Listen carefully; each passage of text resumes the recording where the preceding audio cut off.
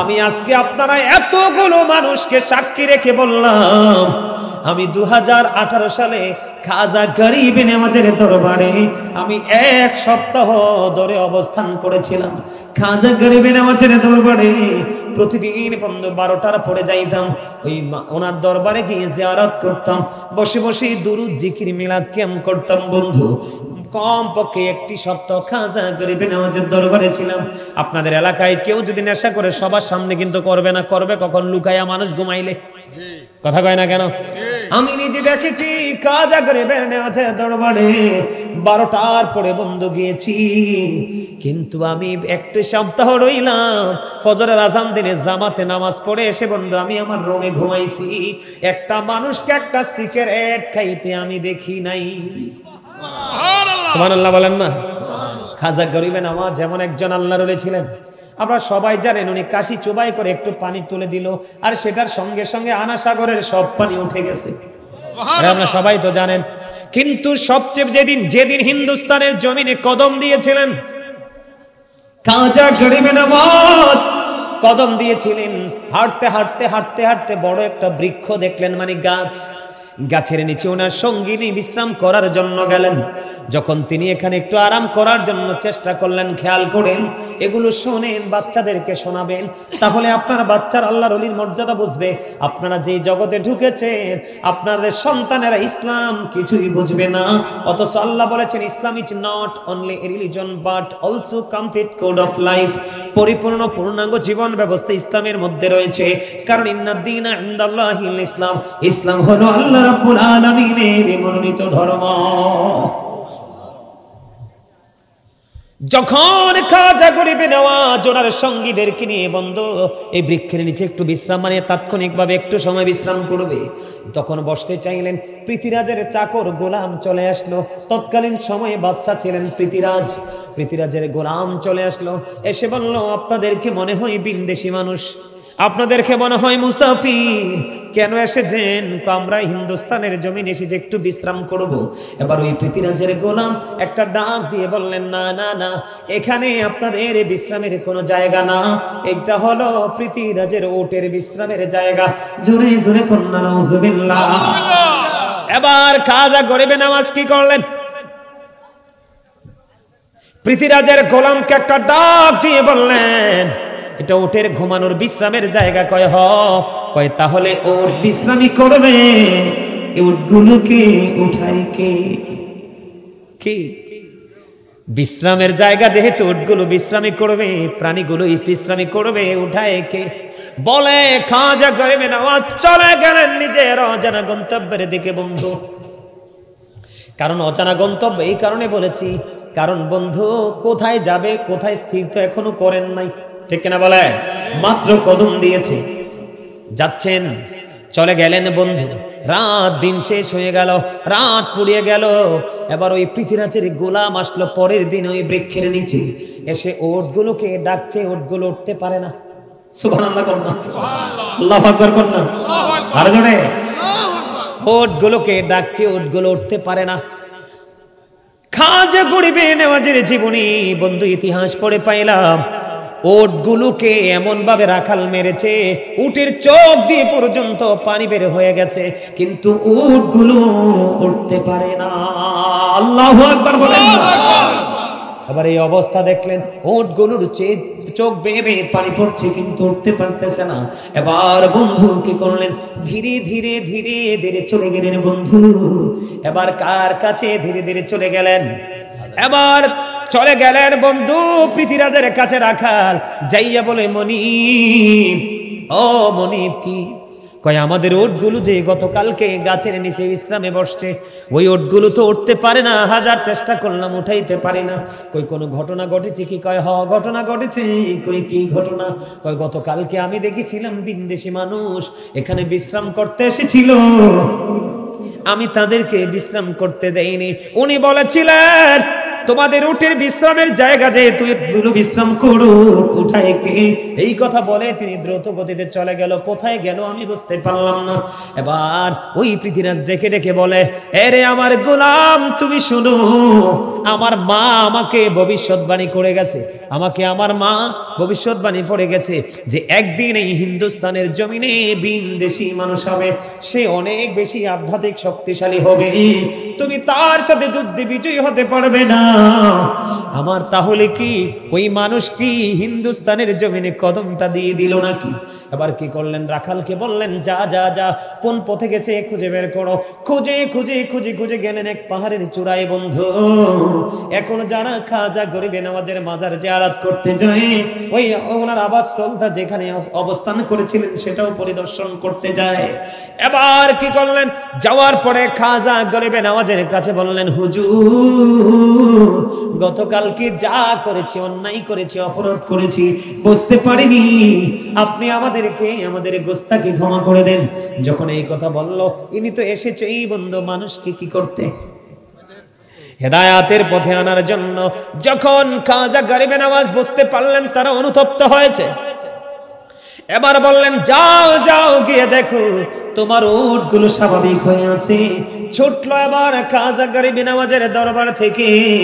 ও বন্ধু, আইসা দেখে উটগুলো দাঁড়ায়া দাঁড়ায়া খাওয়ার কুটা চিবিয়ে চিবিয়ে খা। আল্লাহর ওলির কেরামত কিনা? এটা কেন বলেছে জানেন? আপনাদেরকে বোঝানোর জন্য, যার মর্যাদা এত বেশি, যার পাওয়ার এত বেশি। ও বন্ধু, আপনারা জানেন না, খাজা গরিবে নওয়াজের জীবন নিয়ে আলোচনা করলে বুঝতে পারতেন এমন একজন পাওয়ারফুল আল্লাহর ওলি ছিল। খাজা গরিবে নওয়াজের সাথে যুদ্ধ করতে এসে না পেরে পলায়ন করতে চেয়েছিল। ওই খাজা গরিবে নওয়াজের পা থেকে একটা খড়ম তিনি নিক্ষেপ করেছিলেন, নিক্ষেপ করে বলেছিলেন যা যা যা, সে কোথায় পালিয়ে যায় তাকে ধরে নিয়ে আয়। ও বন্ধু, খাজা গরিবে নওয়াজের খড়ম, খাজা গরিবে নওয়াজের সাথে যুদ্ধ করতে এসেছিলেন, জাদুকর তাকে ধরে ওনার কদমে ফেলাইছে। খাজা গরিবের কাছে বায়াত গ্রহণ করেছে। জোরে কন্যা সুবহানাল্লাহ। এমন একজন আল্লাহর ওলি, সিস্তিয়া তরিকার ইমাম, ওনার জীবনী পড়ে পাইলাম বন্ধু মিনিমাম 40 বছর খাজা গরিবে নওয়াজ। ও বন্ধু, এত বুজুর্গ, এত পাওয়ার, এত শান, এত আজমত, এত কারামত, এত পাওয়ার থাকার পরেও তিনি আল্লাহর গোলামি যখন করত, আল্লাহকে যখন ডাকতো নামাজের মাধ্যমে, উনি যখন বন্ধু নামাজে দাঁড়াইতেন, ওনার জীবনী খুঁজে পাইলাম উনিও কমপক্ষে 40 বছর পর্যন্ত এশার নামাজের ওযু দিয়ে ফজর পর্যন্ত পড়েছে। জোরে জোরে কন্যা সুবহানাল্লাহ। তাদেরকে আমাদের স্মরণ রাখতে হবে শিক্ষা নেওয়ার জন্য। কিসের জন্য? আরো জোরে বলে না, কিসের জন্য? আজকে যুবক, তোমাদের জন্য একটা ঘটনা আমি বলি। এই ঘটনা বলে নামাজের চ্যাপ্টারটা শেষ করে দিব।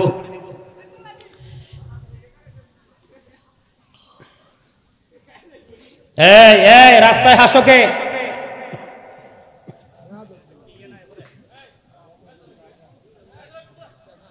তোমরা হাঁটো, কথা বলো, কিন্তু এখানে যেন না আসে। কারণ এটা এমন একটা জায়গা, বলছে মসজিদে কিন্তু যে যাবে সেই সফল, যে যাবে না সে ব্যর্থ। আজকের মাহফিল আপনাদের জন্য পরীক্ষা। এটা একটা যুদ্ধক্ষেত্র। কিসের যুদ্ধ? রুহের যুদ্ধ, আত্মার যুদ্ধ। এখন আর অস্ত্রের যুদ্ধের সময়, এখন হচ্ছে আত্মার যুদ্ধ। আজকে আপনারা যুদ্ধে যারা এসেছেন, শেষ বেলায়ও যারা এসেছেন, তারাও বিজয়ী হয়ে গেছেন। সুবহানাল্লাহ বলেন না? কেন জানেন? আপনাদেরকে নিয়ে আল্লাহ ওয়াজ করেছে, আমাদেরকে নিয়ে আল্লাহ ওয়াজ করেছে। কি ওয়াজ? আল্লাহ বলেছেন ইন্না কাইদা শাইতানি কানা দাঈফা। আল্লাহ বলেছেন শয়তান ডিসিপশন ইজ ভেরি উইক। শয়তানের ধোঁকা মুমিনের জন্য একেবারে দুর্বল। হাজার চেষ্টা করলো ভালো কাজে মুমিনকে আটকাতে পারে না। তার প্রমাণ আপনারা দিয়েছেন। আমার তো মনটাই খারাপ হয়েছিল, এখন মোটামুটি সুন্দর লাগে না? হ্যাঁ মাশাআল্লাহ। আপনারা আপনারা আপনারা সম্মান করেছেন আমাকে, এটার জন্য আপনাদেরকে আন্তরিকভাবে মোবারকবাদ। এই এসেছেন, বসেছেন, এটার জন্য বিশেষ করে যুবকদেরকে দেখে বেশি খুশি হয়েছি। আজকের আলোচনা শোনার পরে আমার বিশ্বাস কোনো যুবক পথভ্রষ্ট হবে না। আমি যেটা একটু পোশাক নিয়ে আলোচনা করছিলাম, কি নিয়ে? একটু নামাজটা না হওয়ার অন্যতম আরেকটা কারণ হলো, ওই যে নামাজের নিয়ত বাঁধার পরে তাকে ওযু করতে পাঠাইছে কেন? তার পোশাকটা টাকনুর। তুমি হয়তো বলবে যে হুজুর আমারটা নিচে দিয়ে উঠাই দেব, কিন্তু উপরটা উঠাবে কি করে? এটা তো হাজার চেষ্টা করলে উঠবে না। আজকে থেকে যদি তুমি আল্লাহ রাসূলকে খুশি করতে চাও, আল্লাহ নেয়ামতের অধিকারী হতে চাও, আজকে থেকে জিন্স প্যান্টকে পুড়িয়ে ফেলতে হবে। কেন?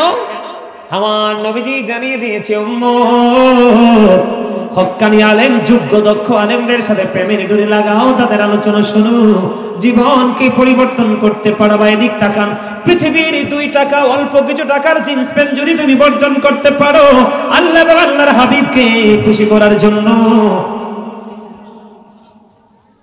মনু কি করেন দি ব্যথা কি কমো ব্যথা, হ্যাঁ অসুবিধা হইব না। আমার দিকে তাকান, আমার নবীজি বলেছেন এই পৃথিবীর বুকে নোংরা পোশাকগুলো ছেড়ে দাও, কাল হাসরের ময়দানে তুমি জান্নাতে দেখতে পাবে। আমার নবী বলেছে বিভিন্ন ডিজাইনেবল বিভিন্ন জান্নাতি পোশাক তোমার সামনে তুলে ধরা হবে। তুমি যদি এই পৃথিবীতে পোশাকটা পরতে পারো তাকওয়া নিয়ে, কি নিয়ে? গাজী সুলাইমান আল কাদরি সাহেব বলেছে, আমি আর আজকে থেকে নাভির নিচে পোশাক পরবো না, আজকে থেকে আমি আর টাকনুর নিচে পোশাক পরবো না। আজকের দিক থেকে যদি তুমি নিজেকে বদলাতে পারো, আমার নবীজি বলে দিয়েছেন তোমার জন্য অসংখ্য জান্নাতি পোশাক তোমার সামনে তুলে ধরা হবে।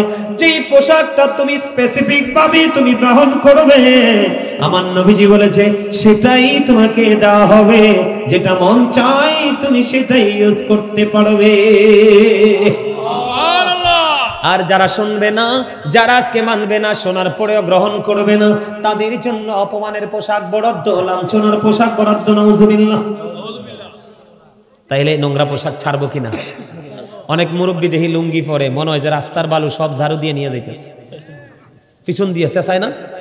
বললাম বুখারীতে আসছে হাদিস, ঠিকানা জাহান্নাম, টাকনুর নিচে পড়া যাবেই না। ছেলেদেরটা ঢাকার কথা টাকনুর উপরে, এটা নিচে নামছে। মেয়েদেরটা ঢাকার কথা একবারে ঢাকা, এটা হয়ে গেছে একবারে ফাঁকা। কথা কয় না কেন? না ভুল বলছি? দেখবেন মেয়েরা পেন্সিল চুল লাগায়, এখন তো ফোলাফাইনের শু পরে মেয়েরা, পইরা দেখবেন এমন ভাবে সালোয়ার বা যেটাই পরে। আর এখনকার মেয়েরা তো ম্যাক্সিমাম বেয়াদ্দব, সব বডি ছেলের আর প্যান্ট পরে ঘুরে রাস্তা পরে, কি পরে না? কেন বললাম? নবীজি বলেছেন যেই ছেলেরা মেয়েদের পোশাক পরবে আর যেই মেয়েরা ছেলেদের পোশাক পরবে, উভয় জাতকে আমার নবী অভিশপ্ত লানত প্রাপ্ত ঘোষণা দিয়ে গেছে। সারা মার্কেট জুড়ে নারীদের সব। আমি কিন্তু মার্কেট করি, কেন? আমার ফ্যামিলির কেউ কিন্তু মার্কেটে যায় না। পুরো বাজার একদম জুতা থেকে মাথা পর্যন্ত সব আমার কিনতে হয়। আমি যাই মার্কেটে, আমার সব বিষয় সম্পর্কে জানা আছে। পুরো মার্কেটে গেলে ডিজাইনেবল সব নারীদের। এরপরও আমরা ছেলেদের একটা প্যান্ট, একটা লুঙ্গি, একটা শার্ট, একটা পাঞ্জাবি, একটা গেঞ্জি, একটা প্যান্ট, এগুলা নিয়ে 4-5টা নিয়ে টানা হেসরা। ওমা বল কইছি, এরা বল টানা হেসরা করে না? আপনারা দেখেন ওদের ডিজাইনেবল সুন্দর কাপড়ের শেষ নাই, কিন্তু এরপরও ছেলেদের প্যান্ট গেঞ্জি শার্ট পরে আসে। তো অসভ্য, বেহায়া, নোংরা। আল্লাহ রাসূল এদেরকে বলেছেন, বলবো এই নারীদেরকে আল্লাহ রাসূল বলেছেন মর্দা নারী, মর্দা মহিলা। এদের জন্য জাহান্নামে নোংরামি তো আছেই আছে, তাদের জন্য একটা খাবার বরাদ্দ রাখছে অসভ্যতার জন্য। কি খাবার? এটার নাম হলো তিনাতুল খাবাল। ইয়া রাসূলুল্লাহ, এটা কি? নবীজি বলেছেন আরেকটা জাহান্নামের নিংরানো রক্ত, পুঁজ অথবা ঘাম। কত ভয়ঙ্কর খবর জানেন? আল্লাহ বলেছেন লা ইয়ামুতু, মরার সুযোগ নাই, ফিহা ওয়ালা ইয়াহইয়া, বাঁচার সুযোগ নাই। আল্লাহ বলেছেন ওমা হুমান হাবি গায়বিন, ওখান থেকে পালাবার সুযোগ নেই। কত ভয়ঙ্কর ওয়াজ, খেয়াল করছেন আপনি? বন্ধু আমার দিকে তাকান, আমি আমার যুবকদেরকে নিয়ে বলছি, রে যুবক, তোমার ঘরে কত সুন্দর আলমিরাতে কত সুন্দর পাঞ্জাবি তুলে রেখেছো, কত সুন্দর পায়জামা তুলে রেখেছো, তুমি এগুলো যুবক পরো না। কিন্তু যেই পোশাকগুলো কোরআন হাদিসের দৃষ্টিতে নাজায়েজ। আরেকটা হাদিস মনে পড়ছে পোশাক নিয়ে, বলবো নি? আমার নবীজি বলেছেন 3 শ্রেণীর মানুষকে আমার আল্লাহ কাল হাসরের দিন দয়া করবে না, মায়া করবে না, তাদের সাথে আমার আল্লাহ কোনো কথাও বলবে না। বলো হুজুর এই 3 শ্রেণীর মানুষ কারা গো? 1 শ্রেণীর মানুষ হলো বুড়া হোক বা জওয়ান হোক, যারা অহংকার করে করে টাকনুর নিচে ঝুলাই ঝুলাই পোশাক পরে। নাউজুবিল্লাহ কইতেন না? নাউজুবিল্লাহ। যাদের পোশাক টাকনুর নিচে, তারা ঠিকানা কোথায়? জাহান্নাম। আরেকটা হলো মানুষের উপকার করে পরে খোটা দেয়, আরেকটা হলো ব্যবসার মাধ্যমে মিথ্যা কথা বলে বলে মানুষের কাছ থেকে টাকা হাসিল করে। 3 শ্রেণীর মানুষকে আল্লাহ দয়া করবে না, মায়া করবে না, ক্ষমাও। আমি আলোচনাটা শেষ করে দিই, কারণ অনেক সময় হয়ে গেছে। ওরে বাবা রে, প্রায়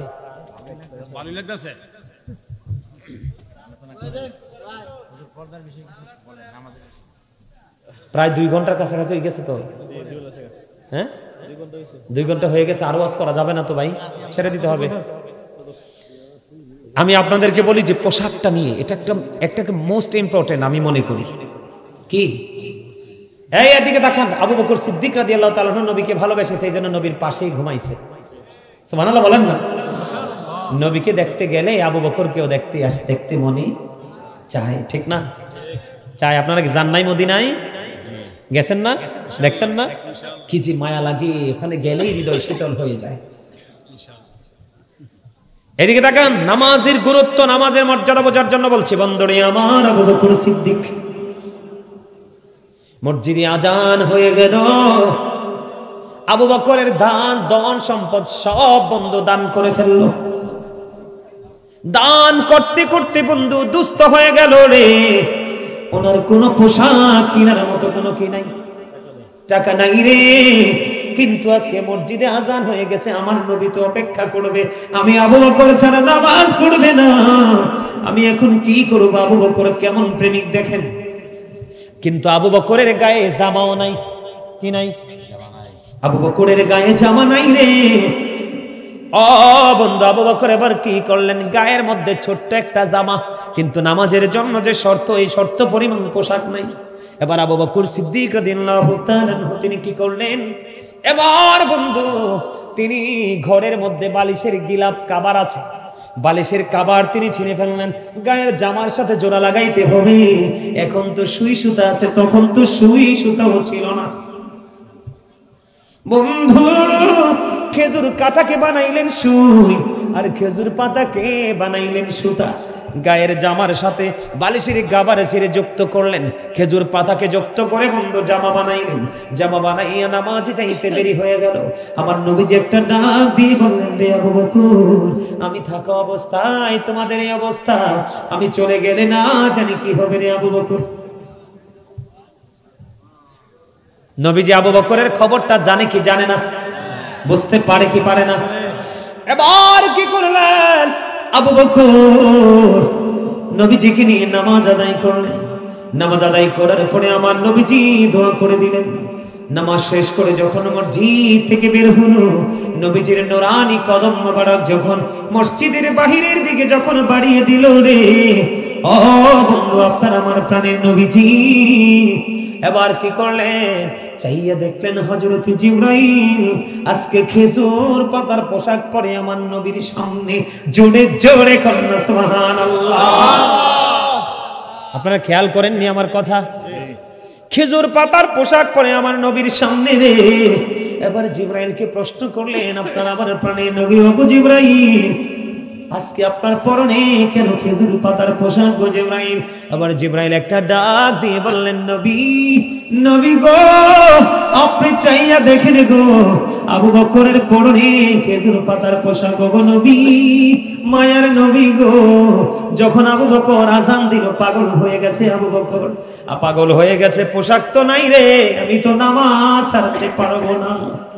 আমার আবু বকর, আপনার আবু বকর যখন পোশাক বানায় খেজুর পাতা দিয়ে, আমার আল্লাহ ফেরেশতাদেরকে একটা ডাক দিয়ে বললেন, ওরে ফেরেশতারা, তোমরা চাইয়া দেখো রে, আমার আবু বকর দুস্থ হয়ে গেছে, পোশাক পর্যন্ত নাই, কেমন করে নামাজ পড়বে? চাইয়া দেখো খেজুর কাটাকে সুই বানাইয়া, খেজুর পাতাকে সুতা বানাইয়া, পোশাক বানাইয়া নামাজ পড়তে চাই রে। আজকে আমার আবু বকরের সম্মানার্থে তোমরা সবাই খেজুর পাতার পোশাক পরে না। এই জন্য নবী গো, আমি আজকে খেজুর পাতার পোশাক পরে আজকে এসেছি। জোরে জোরে কন্যা সুবহানাল্লাহ। এইভাবে নামাজ পড়েন, তাহলে লাভ হবে। হবে কি হবে না? আরো জোরে। এবার শোনেন, ছোট্ট একটা টপিক, মাত্র 10 মিনিট, এরপরে আমার বাকি কাজ শেষ করব। মাত্র কত মিনিট? শুনবেন তো? শুনবেন? খেয়াল করেন, আপনাদের এই কাঠালিয়ার যুবকরা মা বাপরে কষ্ট দেয়নি? দেয় বিয়ার পরে, বিশেষ করে বেয়াদব বউ কি ঢুকে। মাইক্রোফোনটা একটু পড়ে না, আমি এমনি এলি সারি উপরে উঠাইলে আবার আমি পাবো না। আরে আপনার আর তুমি কপাল ভালো, আজকে মাগরিবের নামাজের পরে ওই আমার এই ভাই কত ফোন দিছে, মনে এক লগে 22টা কল দিছে। উনি তো 22টা দিছে, আরো কত 22টা ঢুকছে লগে। মাগরিবের পরে হঠাৎ অসুস্থ, মাথার ব্যথায় কিচ্ছু ভালো লাগতেছে না, এখনো কিন্তু ঘাড়ের ব্যথা। এখন যদি আমি আপনাদের কাছে আইসা বলতাম যে আমি অসুস্থ, কইতেন আপনারা চং ধরছে, কারণ বাঙালি আমি চিনি। কি ধরছে? চং ধরছে। কিন্তু 5 দিন পরে একদিন ভাত খাইছি রাত্র 1টায়, 5 দিন ভাতের লগে দেখা নাই, কিন্তু প্রোগ্রামে গেছি। কারণ আমার দেশের মানুষ অত্যন্ত নিষ্ঠুর, বুঝতে চায় না, বলে সবাইকে নিষ্ঠুর না। আপনার অসুস্থ শরীর নিয়ে ওয়াজ করেছি, কহুজার আরেকটু করেন, অথচ 5 দিন কি নাই। ওই যে কুমিল্লা সিটির পাশে যে প্রোগ্রামটা করলাম, নাম বলবো না, নাম বললে তো আবার সিলেক্ট হয়ে যাবে। এরপরেও কয় না যে হুজুর আপনি তো অসুস্থ, ছেড়ে দেন, আল্লাহ বাসাইলে আরেক বছর আইসা কইরেন। পরে খামটা চাইয়া দেখলাম, আপনাদের কাছে বলি অত্যন্ত দুঃখ পাইছি। পরে খামের মধ্যে দিছে, খামের মধ্যে হাদিয়া দিছে, বুঝছেন, আমার একবারে কাছে। খামের মধ্যে চাইয়া দেখে হাদিয়া কম দিছে। কোন আপনারা দোয়া আসে তাদের জন্য? কথা বলেন না আপনারা, বলেন দোয়া আসে? এবং খামে তো হাদিয়া কম দিছে, এই কথাটা বলেও নাই যে হুজুর আমরা পারি নাই। কি পরিমাণ টাকা যে, আরিফ টাকা কালেকশন না, কি পরিমাণ টাকা যে কালেকশন করে দিয়ে আসছি, কিন্তু এরপরও হাদিয়াটা ঠিক মতো দেয় নাই। আপনি যাবেন কই? এখনকার বক্তারা এই জন্য, আমি তো কোনো মাহফিল থেকে এখন কোনো আপনাদের কাছ থেকে নিতে পারি নাই। ওনাদেরকে বলছিলাম আপনারা নাকি কষ্ট পাবেন, এই জন্য আমি দ্বিতীয়বার আর বলি নাই। আমি কোনো মাহফিল থেকে হাতে হাতে হাতিয়ে নেই না, কোনো মাহফিল থেকে না, রাস্তার সামনে ঠেক দিয়ে রাখা দেয়। বহুত হয়েছে ঘটনা। ওই যে দেখেন, এই যে দেখেন, এগুলো রাতের অন্ধকারের মায়ের, এই যে দেখছেন দাগ আসেনি, এটি আমার মনে জীবনও যাবে না। এগুলোর মধ্যে পাথর ঢুকে গেছিল। কি পরিমাণ সাফার, কি পরিমাণ অত্যাচার যে হয়েছে। কারা করেছে? নবীর দুশমনরা করেছে। নবীর প্রেমিকরা কখন একজন প্রেমিক আরেকজনকে আঘাত করতে পারে? আরে প্রেমিক একজন আরেকজনের জন্য জীবন দিবে, ঠিক কিনা বলেন? আমাদের হাদিয়া দেয় নাই। পথচারী একজন আমাদেরকে মাঘ মাস শীতের মধ্যে আপনার এই সাতরায়া পার হয়েছে নদী, মনে হয় যে জীবন বের হয়ে যাবে। সুন্নিয়তের জন্য আপনারা তো আমাদেরকে সুন্দর দেখেন, আমাদের পিছনের ইতিহাস শুনলে যারা সত্যিকারের প্রেমিক চোখের পানি অটো চলে আসবে। অনেক লম্বা নদী পার হয়েছি, গাড়ি ভাড়া নাই, কি করে আসব? আসার মতো কোনো একটা টাকা নাই। তা আল্লাহর অশেষ রহমত, 3 জন ভদ্রলোক, শোনেন, 3 জন ভদ্রলোক আমাদেরকে এই দুলাবালি ধূসর কাদাযুক্ত পোশাক দেখে বলল, আপনাদেরকে তো দেখে মুসাফির মেহমান মনে হয়, আপনাদেরকে আমাদের এই ঈদের মানুষ মনে হয় না, কোত্থেকে আসছেন? আমরা পুরো হিস্টোরি বললাম। কি বললাম? বলার পরে তাদের বেতন থেকে আমাদেরকে 3টা 1000 টাকার নোট দিছে। 3000 টাকা। কয় টাকা? 3000 টাকা। এই 3000 টাকা নিয়ে তারপরে এই কিন্তু এগুলো কিন্তু আপনার ছিলে গেছে, রক্ত কিন্তু চলতেছে, এগুলোর ভিতরে দাগের শেষ নাই, কিন্তু এদিকে পকেটে টাকাও নাই।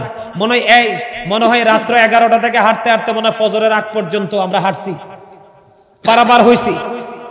3000 টাকা দিল। দেওয়ার পরে যার কাছে দিছে দেখেন মরার উপরে খাড়া, যার কাছে 3000 দিছে এর মধ্যে হেতে 1000 আবার মাইরা দিছে।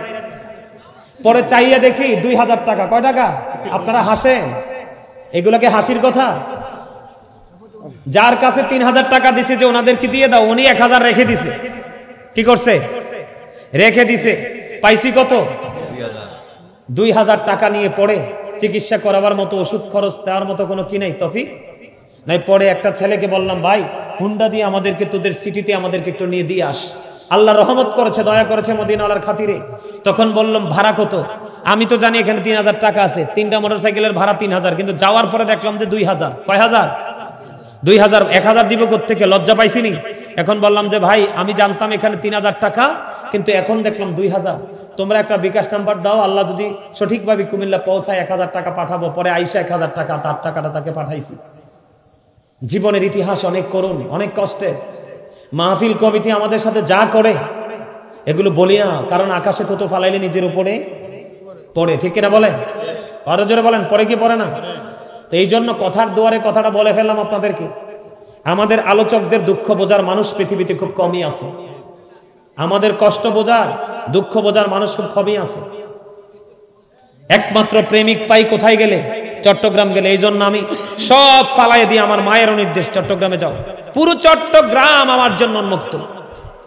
ঈদ মিলাদুন নবীতে মাত্র একটা প্রোগ্রাম করছি কুমিল্লার সাইডে, আর পুরো মাস প্রোগ্রাম, প্রতিদিন আইসি গেছি প্রতিদিন চট্টগ্রামে। বললাম না আপনাদের এখানে আসছি, এই আমার জীবনে ফার্স্ট। এই রাস্তাও আমি চিনি না, মানুষকে জিজ্ঞেস করে আসছি, আর ওই ভাইকে ডিস্টার্ব করছি। আসছি, কিন্তু আপনাদেরকে অত্যন্ত ভালো লাগছে, অত্যন্ত মোবারকবাদ, অত্যন্ত ভালোবাসা। অন্যান্য জায়গায়, কিছু জায়গায় গেলে দেখি প্যান্ডেলটা পুড়ে গেছে, কিন্তু 10-20 মিনিট পরে দেখি তারা চলে যায়। কিন্তু আপনাদের এখানে পুরো ব্যতিক্রম। এসে দেখলাম মাঠ খালি, এখন দেখলাম পুরো মাঠ ফিল আপ হয়ে গেছে। আল্লাহ যেন চিরস্থায়ী জান্নাত যেটা, এটাকে যেন আল্লাহ আপনাদেরকে এইভাবে ঢুকিয়ে দেয়। আমিন। আরো জোরে কোন আমিন।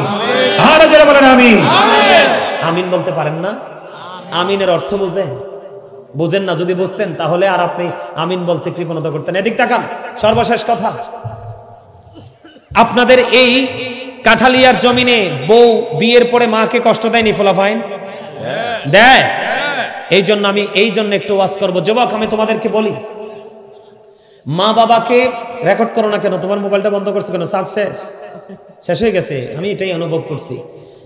তোমরা রেকর্ড করো।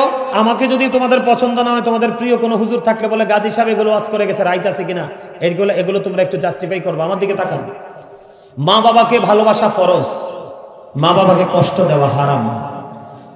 খেয়াল করো, মা বাবাকে কষ্ট দেওয়া কি হারাম, মা বাবাকে ভালোবাসা ফরজ। খেয়াল করতে হবে, মা বাবাকে কষ্ট দেওয়া হারাম। মুখস্থ করো না কেন? মা বাবাকে কষ্ট দেওয়া হারাম, ভালোবাসা ফরজ। মা বাবাকে ভালোবাসলে লাভটা কি বলবো?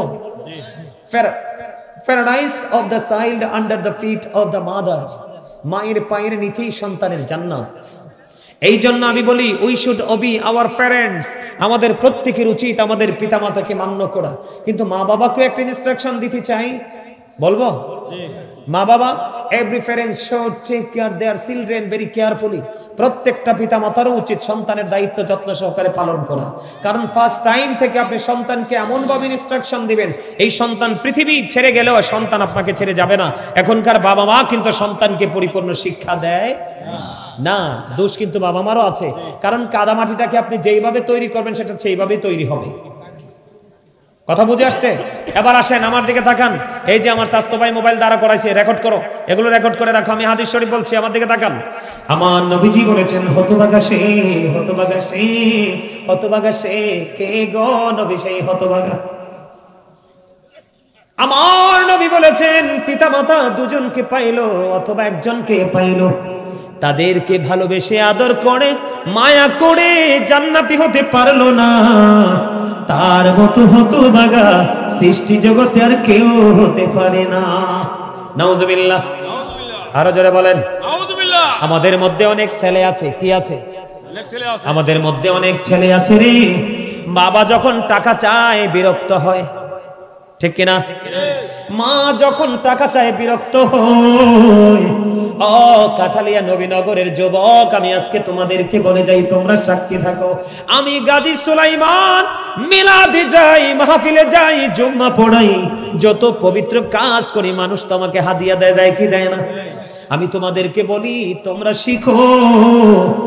আমি পৃথিবীর মানুষের কাছে বন্ধু ইন্টারন্যাশনাল একজন স্কলার হিসেবে পরিচিত।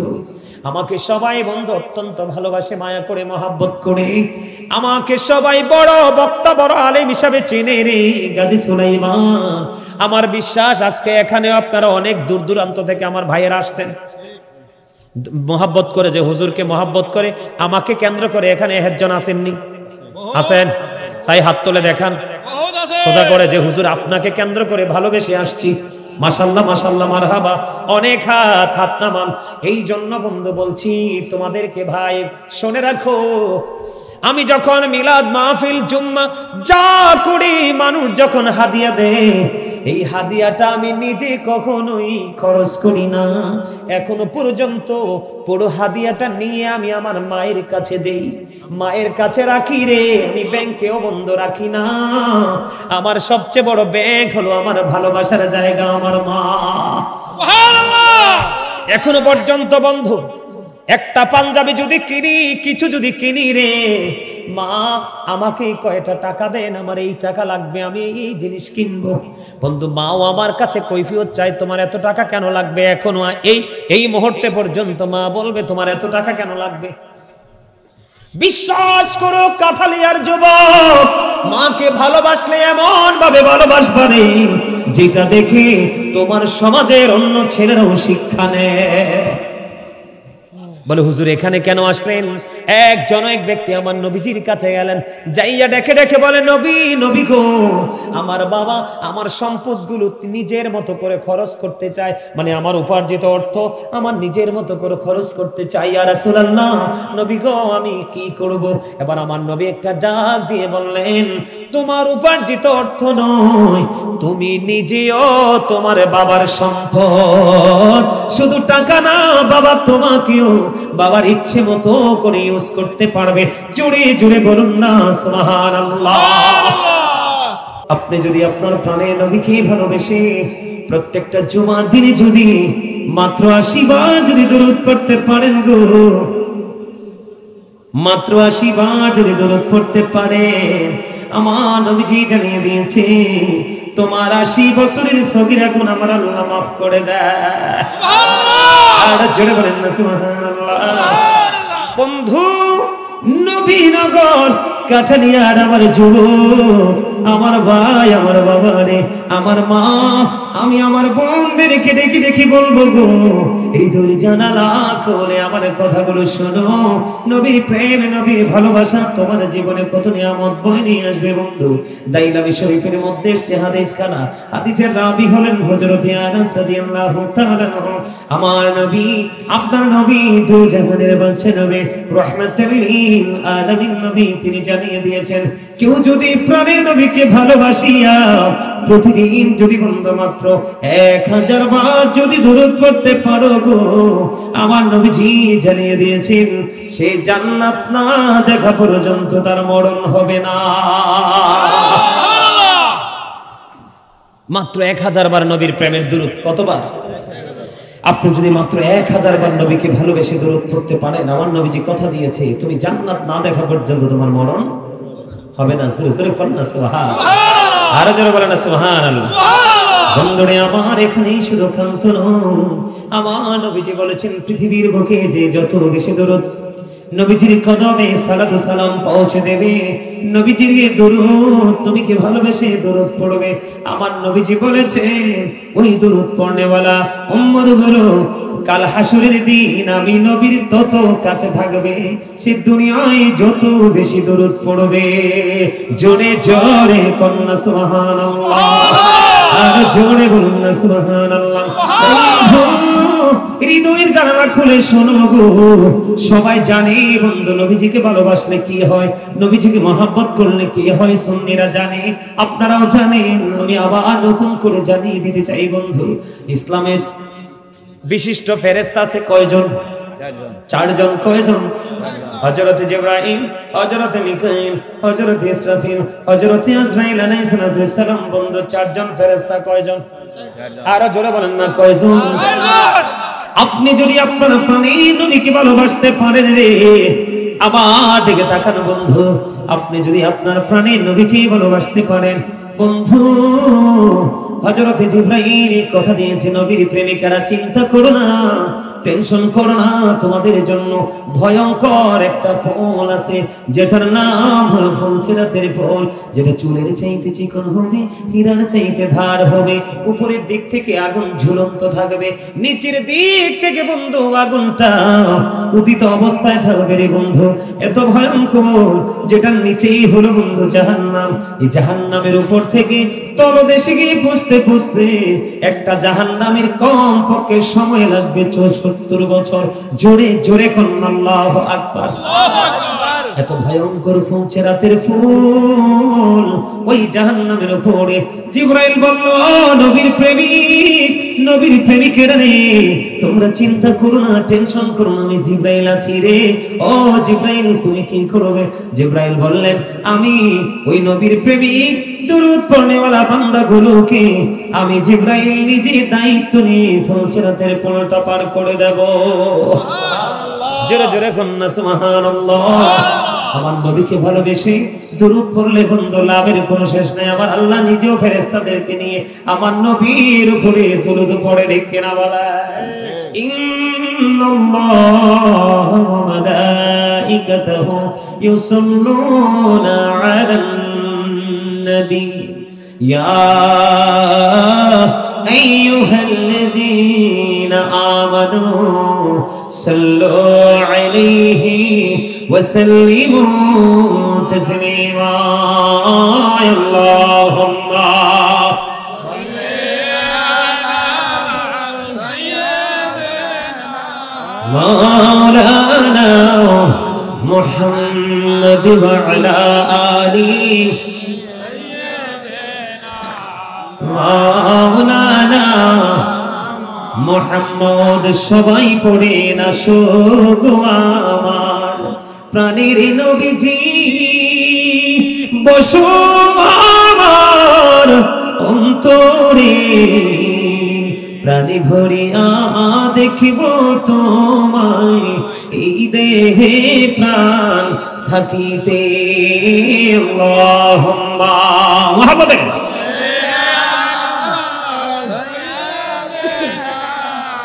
مولانا محمد وعلى آله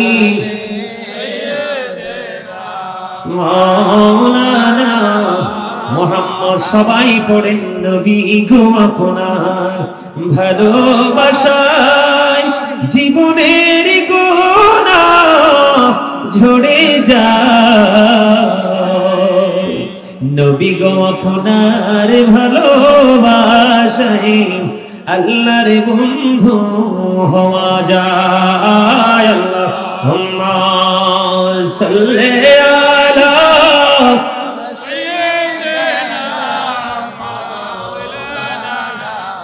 মুহাম্মাদ ওয়া আলা আলি সাইয়্যিদিনা মাওলানা মুহাম্মদ জোরে জোরে বলুন আলহামদুলিল্লাহ আলহামদুলিল্লাহ ভালো লাগছে না একটু দুরূদ পড়ছি যে মহব্বত লাগছে নি নবীর প্রেম কোনদিন বন্ধু মরে না নবীর প্রেম হলো আমার আল্লাহ পাওয়ার দলিল নবীকে মানলে আল্লাহ মানা হয়ে যায় নবীর প্রেমিক আলেমকে মানলে নবী মানা হয়ে যায় জোরে জোরে বলুন না সুবহানাল্লাহ সুবহানাল্লাহ আবার কাল হাসুরের দিন ইসরাফিল আলাইহিস সালাম সিংহে ফু দিবে ঠিক কিনা বলেন মিকাইল আলাইহিস সালাম তিনি বলে দিয়েছেন বন্ধু কাল হাসুরের দিন আমি মিকাইল নবীর প্রেমিক যারা নবীকে ভালোবেসে সকাল নাই দুপুর নাই সন্ধ্যা নাই তার নির্দিষ্ট ফরজ ওয়াজিব আমলের ফাঁকে ফাঁকে আমার নবীকে ভালোবেসে রে দুরূদ পড়েছে আমি মিকাইল বন্ধু কাল হাসরের ময়দানে তাদের জন্য হাউজে কাউসারের পানির ব্যবস্থা করব জোরে জোরে গন্না সুবহানাল্লাহ বন্ধু ইসরাফিল আলাইহিস সালাম সিংহে ফু দিবে আপনারা তো জানেন কিয়ামত হবে তিনি বলে দিয়েছেন আমি তাৎক্ষণিকভাবে কাল হাসরের দিন সিজদায় পড়ব আমার নবী আমার প্রাণের নবীর প্রেমিক যারা রে নবীকে ভালোবেসে মহব্বতে জীবন ভর শুধু দুরূদ ও সালাম নবীজির কদমে পৌঁছে দিয়েছে জোরে জোরে কন্না সুবহানাল্লাহ সবচেয়ে বড় ভয়ঙ্কর হলো বন্ধু আজরাইল আজরাইল আলাইহিস সালাম কথা দিয়েছেন বন্ধু মৃত্যুর সবচেয়ে বেশি কম যন্ত্রণা হলো 1000 তলোয়ার মারার আঘাতের সমতুল্য বন্ধুরে আমার দিকে আপনারা তাকান একদিন ঈসা রুহুল্লাহর কাছে আমি এই জায়গাটাতে একটা জিনিস এড করতে চাই একদিন ঈসা রুহুল্লাহর কাছে এক বেঈমান এসেছে ইহুদি এসেছে ডেকে ডেকে বলল ঈসা রে আপনি তো মরা মানুষ জিন্দা করতে পারেন কই হো পারে আপনি পুরনো কোন মৃত ব্যক্তিকে জিন্দা করতে পারবেন কিনা কই তুমি বলো আমি কাকে জিন্দা করব এবার বন্ধু তিনি বললেন ওই প্রথম জামানার নবী নূহ আলাইহিস সালামের ছেলে শামকে তুমি জিন্দা করো এবার ঈসা রুহুল্লাহ ইহুদিকে নিয়ে বন্ধু শামের কবরের পাশে চলে গেল শামের কবরের পাশে যাইতে দেরি রে ও বন্ধু শামকে ডাকলেন আল্লাহর হুকুমে শাম জিন্দা হয়ে উঠল কিন্তু শামের দিকে তাকায়া দেখলেন শামের চুলদারিগুলো পাইকা সাদা হয়ে গেছে ঈসা রুহুল্লাহ একটা ডাক দিয়ে বললেন আপনাদের জামানায় তো মানুষের চুলদারি পাকতো না কিন্তু আপনার চুলদারিগুলো কেন পাকলো গো কয় আমার এই চুলদারি পাকার কারণ হলো যখন আমাকে জিন্দা হওয়ার জন্য ডাকা হলো ডাকতে দেরি রে আমার কাছে মনে হয়েছে আজকে মনে হয় কিয়ামত কায়েম হয়ে গেছে। কারণ মরার পরে যেদিন মানুষগুলো জিন্দা হবে রে, সেই দিনটা হলো কিয়ামতের দিন। সেই ভয়, সেই আতঙ্কে আমার চুল দাড়িগুলো পাইকা সাদা হয়ে গেছে। এবার ঈসা রুহুল্লাহ ওই শামকে প্রশ্ন করলেন, আপনি যে মৃত্যুবরণ করেছেন, মৃত্যুর বয়স কত? কয় আমার মৃত্যুবরণ করেছি, মৃত্যুর বয়স হলো 4000 বছর। কয় ওগো আল্লাহর নবী ঈসা, আমার 4000 বছর হয়েছে মৃত্যুবরণ করেছি গো, এখনো পর্যন্ত আমি মৃত্যুর যন্ত্রণা ভুলতে পারি নাই। জোরে জোরে কন্যা আল্লাহু আকবার। কত বছর? 4000 বছর হয়ে গেল বন্ধু। ও কাঠালিয়ার আমার ভাই, আমার বাবা রে, আমার মা বোনদেরকে বলছি গো, একজন নবীর সন্তান মৃত্যুবরণ করলো, 4000 বছর তাকে পুনরায় জীবিত করা হলো। প্রশ্নের উত্তর দিল কি? 4000 বছর হয়েছে, বড় হয়েছে, আমি সব ভুলে গেছি রে, আমি মৃত্যুর যন্ত্রণা এখনো পর্যন্ত ভুলতে পারি নাই। এতে বোঝা যায় মৃত্যুর যন্ত্রণা কত ভয়ঙ্কর হবে। বন্ধু, এখানে আসার কারণ হলো নবীর প্রেমিকদেরকে বোঝানোর জন্য। কিন্তু বন্ধু, হযরত আজরাইল আলাইহিস সালাম কথা দিয়েছে, অনেকের প্রেমিকেরা আমার প্রাণে নবীকে প্রাণের চেয়ে বেশি ভালোবাসো, ধন দৌলতের চেয়ে বেশি ভালোবাসো, সম্পদের চাইতে বেশি ভালোবাসো, নিজের জীবন পর্যন্ত নবীর জন্য বাজি রাখো রে, আর বেশি বেশি করে নবীর প্রেমের দরুদ পড়ো। আমি আজরাইল কথা দিলাম, তোমার মৃত্যুটা আমি এমন ভাবে, তোমার জান আমি কবজ করব রে, যেমনি ভাবে নবী রাসূলের জান আমি আজরাইল কবজ করেছি। জোরে জোরে কন্যা সুবহানাল্লাহ। নবীরে ভালোবাসতে লাভ আছে না নাই? ওমর বলেছিলেন, আমার জীবন ছাড়া সব কিছুর চাইতে বেশি ভালোবাসি। তখন আমার নবী বললেন, ওমর এখনো তুমি মুমিন হতে পারোনি। যখন ওমর একটা ডাক দিয়ে বললেন, নবী গো, আমি আমার জানের চাইতে আপনাকে বেশি ভালোবাসি, আমার নবী বললেন, এতক্ষণে তুমি মুমিন হয়েছো। নবীকে কেমন ভাবে ভালোবাসতে হবে বুঝতে পারছেন নি? আমার মা বোনের আমার আলোচনা শুনতেছে বন্ধু, নবীকে কেমন করে ভালোবাসতে হবে আমি আপনাদেরকে বলি, একটুখানি শোনেন বন্ধুরে আমার। নবীকে কেমন করে ভালোবাসতে হবে, হযরত নুসেবা খবর পাইলেন যুদ্ধের ময়দানে আপনার আমার প্রাণে নবী শাহাদাত বরণ করেছে। নুসেবা দৌড়াতে শুরু করলেন, নবীজির কথা শুনে বন্ধু দৌড়ায় উহুদের ময়দানের দিকে। গভীর ভাবে বন্ধু খেয়াল করেন, নুসেবা দৌড়ায়, নুসেবা দৌড়ায়, দৌড়ায় দৌড়ায়। নুসেবার কাছে খবর আসলো, নুসেবা যুদ্ধের ময়দানে তোমার ভাই শহীদ হয়ে গেছে। নুসেবা দাঁড়াইল না, নুসেবা দৌড়াই নবীর প্রেমে। কিছু দূর যাওয়ার পরে আরেকটা খবর দিল, রে নুসেবা যুদ্ধের ময়দানে তোমার বাবাও তো শহীদ হয়ে গেছে। তারপরেও নুসেবা দাঁড়ায় না, নুসেবা বন্ধু উহুদের ময়দানের দিকে দৌড়ায়।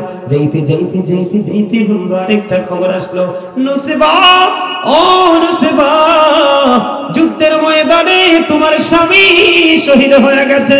ও বন্ধু কাঠালিয়ার মানুষ, তারপরেও নুসেবা একটা সেকেন্ডের জন্য দাঁড়ায় না। বাবা শহীদ হয়ে গেল, ভাই শহীদ হয়ে গেল, স্বামী শহীদ হয়ে গেল রে। একটা নারীর জীবনে তিনটা পুরুষ অত্যন্ত গুরুত্বপূর্ণ, ঠিক কিনা বলেন? ভাই, বাবা, স্বামীর যে প্রিয় আর কেউ হতে পারে না। ও বন্ধু, নুসেবা কেমন নবীর প্রেমিক, একটা একটা করে খবর শুনলেন, দাঁড়ালেন না। যাইতে যাইতে যাইতে যাইতে আপনার আমার প্রাণী নবীর সাথে বন্ধু দেখা হয়ে গেল। আমার নবী যে একটা ডাক দিয়ে বলল, নুসেবা ও নুসেবা, আজকে তো তোমার অনেক বড় ক্ষতি হয়ে গেল, তোমার ভাই বাবা স্বামী শহীদ হয়ে গেল। নুসেবা একটা ডাক দিয়ে বললেন, ইয়া রাসূলুল্লাহ, ইয়া হাবিবাল্লাহ, নবী গো, ও প্রাণের নবী গো, আমার ভাই বাবা স্বামী শহীদ হয়ে গেছে। ইয়া রাসূলুল্লাহ, আমার বিন্দু পরিমাণ কোনো দুঃখ নাই গো, আমি আপনার নবীকে পেয়েছি তো সব পেয়ে গেছি। জোরে জোরে কন্যা সুবহানাল্লাহ। এমন ভাবে করতে হবে বন্ধু আমার নবীর সাথে প্রেম। আমি আপনাদেরকে আরো কিছু তথ্য দিব, নিবেননি? কথা বলেন না, নিবেননি? নবীর প্রেম এমন একটা নিয়ামত রে, এই নিয়ামতের অধিকারী আল্লাহ সবাইকে করে না বন্ধু। এখন বর্তমানে দেখবেন ডিজিটাল মৌলবী হকল বের হচ্ছে, কথা কয় না কেন? এমন সুফি এমন আল্লাহওয়ালা সাজে রে, কিন্তু আমার নবীর কলিজায় আঘাত করে করে কথা বলে, আছে না নাই? আমি আপনাদেরকে বলি, যার সিনায় নবীর প্রেম নাই তার বন্ধু ঈমান নাই, আর যার ঈমান নাই তার আমলের কোনো মূল্য নাই। আরো জোরে বলেন মূল্য নাই। বন্ধুরি আমার, আকির নামক একটা গাধা, গাধার নাম শুনছেন? হাদিস শরীফের মধ্যে এসেছে বন্ধু, আকির নামক একটা গাধা। আমার আপনার প্রাণের নবী যখন এই পৃথিবী ছেড়ে চলে গেল বন্ধু, আকির নামক গাধা নবীর বিরহটা সইতে পারে না, কান্দে, শুধু কান্দে রে।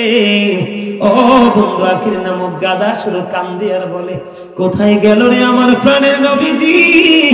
আর কি জীবনে এই চরম চক্ষু দিয়া প্রাণের নবীকে কি আর জীবনে দেখতে পাবো না? আকির নামক গাধা শুধু কান্দে কান্দে রে, কোথায় গেলে আমি আমার প্রাণের নবীকে পাবো? জীবনে কি নবীজিকে দেখবো না? ও বন্ধু, 3 দিন 3 রাত্র নবী চলে যাওয়ার পরে গাধাটা কোনো খাবার খায় না, কোনো পানি বন্ধু স্পর্শ করে না, কোনো খাবার খায় না, কোনো স্পর্শ বন্ধু করে না। 3 দিন 3 রাত্র চলে গেল, মতান্তরে 4 দিন 4 রাত্র চলে গেল বন্ধু। ওই আকির নামক গাধা 3 দিন 3 রাত্র মতান্তরে 4 দিন 4 রাত্র পড়ে বন্ধু গভীর সমুদ্রে ঝাঁপ দিয়ে বন্ধু নিজের জীবন দিয়ে দেয়, তারপরেও নবীর বিরহ সইতে পারে না। জোরে জোরে বলেন না সুবহানাল্লাহ। আমার গজলে আমি একটা লাইন বলেছিলাম, আপনাদের খেয়াল আছে কিনা জানি না, একটু আগে যে গজলটা গাইলাম খেয়াল করছেন? ও গো নবীজি কেমন করে বলো তোমায় দেখি, আছো তুমি ওই মদিনায়, আছো তুমি ওই মদিনা, সঙ্গে নিয়ে তুই প্রেমিক সাথী, কেমন করে বলো তোমায় দেখি। এই যে 2 জন প্রেমিক সাথীর কথা বলেছে বন্ধু, একজন হলো হযরত আবু বকর, আরেকজন হলো হযরত ওমর। জোরে জোরে কন্যা সুবহানাল্লাহ। বন্ধু, আমার নবী একদিন যুদ্ধ শুরু হওয়ার আগে আমার নবীজি বললেন, তোমাদের কাছে কি দৌলত আছে নিয়ে আসো। খেয়াল করেন বিষয়টা, হাদিস শরীফের মধ্যে এসেছে, তোমাদের কাছে কি সম্পদ আছে নিয়ে আসো। যখন বন্ধু সম্ভবত তাবুক যুদ্ধের পূর্বে নবীজি বলেছিলেন, তোমাদের কাছে কি আছে দৌলত নিয়ে এসো। খেয়াল করেন, গভীর ভাবে খেয়াল করেন। এবার হযরত ওমর মনে মনে চিন্তা করে, যে জীবনে কোনোদিন আমি আবু বকরকে হারাতে পারি নাই, জীবনে কোনোদিন আমি আবু বকরকে প্রেমের দিক দিয়ে হারাইতে পারি নাই, আজকে আমার কাছে ভালো সম্পদ আছে, দৌলত আছে, আমি নিয়ে আসবো। আশা করি রে, আজকে আমি আমার ওই দানের মাধ্যমে নবীজির কাছে দৌলত তুলে দেওয়ার মাধ্যমে আবু বকরকে হারাতে পারবো। নবীর ভালোবাসা, নবীর প্রেম, নবীর কথার মর্যাদা কত কেমন করে সাহাবীরা পালন করেছেন। এবার বন্ধু কি করলেন? হযরত ওমর, ওনার মনের মধ্যে ফিলিংস হলো আবু বকরকে হারাবে, কি করবে? কিন্তু আমরাও তো নবীর উম্মত, আমাদের মধ্যে একটা বাড়ির জন্য বন্ধু এই চিন্তাটা আসে না। আমার গ্রামের ওই ছেলেটা 5 ওয়াক্ত নামাজ পড়ে, আমি তাকে কেমন করে হারাবো, এই চিন্তা কিন্তু আমাদের মধ্যে আসে না, ঠিক কিনা বলেন? আসে টাকা ইনকাম বা বাড়ি গাড়ি, দুনিয়ার কর্ম নিয়ে কম্পিটিশন বন্ধু। এবার হযরত ওমর যখন আমার নবীর কাছে তার জমা করা সম্পদ এনে দিল, দেওয়ার পরে আমার নবীজি ওমরকে একটা ডাক দিলেন, ওমর তুমি তোমার ফ্যামিলির জন্য কি রেখে এসেছো? এবার ওমর একটা ডাক দিয়ে বললেন, ইয়া রাসূলুল্লাহ, আমি আমার ফ্যামিলি পরিবারের জন্য অর্ধেক রেখে এসেছি। জোরে জোরে বলুন না সুবহানাল্লাহ। সুবহানাল্লাহ। কি রেখে এসেছি? আমার ওয়াজ শোনেন নাই? মাত্র চেয়ারটা এদিক থেকে একজনের উপরে দিছে, যে কোনো একজনে বসার জন্য। আমি দেখলাম ম্যাক্সিমাম লোক চেয়ারটার দিকে তাকায় রয়েছেন। কোথায় ওয়াজ করি? কি বুঝাইতে চাই আপনাদেরকে? আপনারা বুঝেন না। যদি বুঝতেন তাহলে চেয়ারটা একজনে দিছে, আরেকজনে নিবে, জাস্ট এতটুকুই, শেষ। ওমর তুমি কতটুকু রেখে এসেছো ইয়া রাসূলুল্লাহ? আমি আমার ফ্যামিলির জন্য অর্ধেক রেখে এসেছি, আর অর্ধেক আপনার জন্য নিয়ে এসেছি। এবার ওমর চলে গেল, আবু বকর আসলো। আবু বকরকে আমার নবী প্রশ্ন করলেন, আবু বকর তুমি তোমার ফ্যামিলি পরিবারের জন্য কি রেখে এসেছো? এবার আবু বকর একটা ডাক দিয়ে বললেন, ইয়া রাসূলুল্লাহ, ইয়া হাবিবাল্লাহ, নবী নবী গো, আমার ফ্যামিলি পরিবারের জন্য আমি আল্লাহ এবং আল্লাহর হাবিবকে রেখে এসেছি। দৌলত যা ছিল সব আপনার কাছে তুলে দিয়েছি। জোরে জোরে কন্যা সুবহানাল্লাহ। বুঝতে পারছেন না প্রেম আসেনি? ওমরের প্রেম কেমন, যে আমি আজকে নবীর সাথে আবু বকরের সাথে প্রেমের যুদ্ধে আজকে আবু বকরকে হারাবো। ওমরের প্রেম আর আবু বকরের প্রেম তো এটা অতুলনীয়। আবু বকরের প্রেমকে পৃথিবীর কোনো কিছুর সাথেই তুলনা করা যায়। আরে এক সেকেন্ডের কিছু সময়ের প্রেম আবু বকরের আর ওমরের জীবনে হিসাব করলে আকাশের তারার চাইতেও বেশি হবে আমল। এই আমল যদি এক পাল্লা দেওয়া হয় আর ওমরের আবু বকরের কিছু সময়ের প্রেম যদি এক পাল্লায় তুলে দেওয়া হয়, আবু বকরের প্রেমের পাল্লাটাই ভারী হয়ে যায়। জোরে জোরে সুবহানাল্লাহ। ওমর আনলো অর্ধেক, আবু বকর নিয়ে আসলো সব। নবী গো, যা ছিল সব নিয়ে আসছি গো, ফ্যামিলির জন্য কিছু রেখে এসো নাই? নবী গো, রাইখাইছি গো। কি রেখে এসেছো? কয় আমি আমার আল্লাহ এবং আমার প্রাণের রাসূলকে আমার ফ্যামিলির জন্য রাইখা আসছি। সুবহানাল্লাহ। কত গভীর প্রেম! এমন প্রেম যদি করতে পারো রে, তাহলে বন্ধু জীবন ধন্য হয়ে যাবে। এখন আপনারা মনে মনে ভাবতে পারেন, বলে হুজুর আমি কেমন করে নবীকে ভালোবাসবো? আপনি আপনার নবীকে ভালোবাসবেন, প্রথমত আহলে সুন্নাত ওয়াল জামাতের যে আকীদা, এটার মধ্যে 100% আসতে হবে। কি করতে হবে? যেমন বলে হুজুর কেমন করে আসবো আমি যে 100% আসি, এটা আমি কেমন করে বুঝবো? একদল আল্লাহর ওলির মাজার ভাঙতে যায় আর আপনি মাজারকে রক্ষা করতে যাবেন, তাহলে আপনি 100% সুন্নি জামাত। সোজা বলে দিলাম আর কি। একদল আমার নবীকে ছোট করে কথা বলে, নবীর ইজ্জতের চাদর ধরে টান দিয়ে কথা বলে। আর আপনি যদি মুমিন হন, সে যত বড়ই হোক, যত হাজার কোটি টাকার মালিক হোক, আপনি তার মুখে মুখে বলে দিবেন, তুমি আমার নবীকে এটা বলতে পারো না, আমার নবীর সঙ্গে শব্দটা যায় না, তাহলে আপনি মনে করবেন আপনি সুন্নি জামাত। এখন অনেক বড় বড় স্কলারশিপ নিয়ে এসে বলে আমার নবী আমাদের মতো। আপনারা কি এটার পক্ষে? নবীজি কি আপনার আমার মতো? নবীজি আজ থেকে 1450 বছর আগে নবীজি চ্যালেঞ্জ করেছে, ক্বালা আইয়ুকুম মিসলি, তোমরা কে আছো আমার মতো?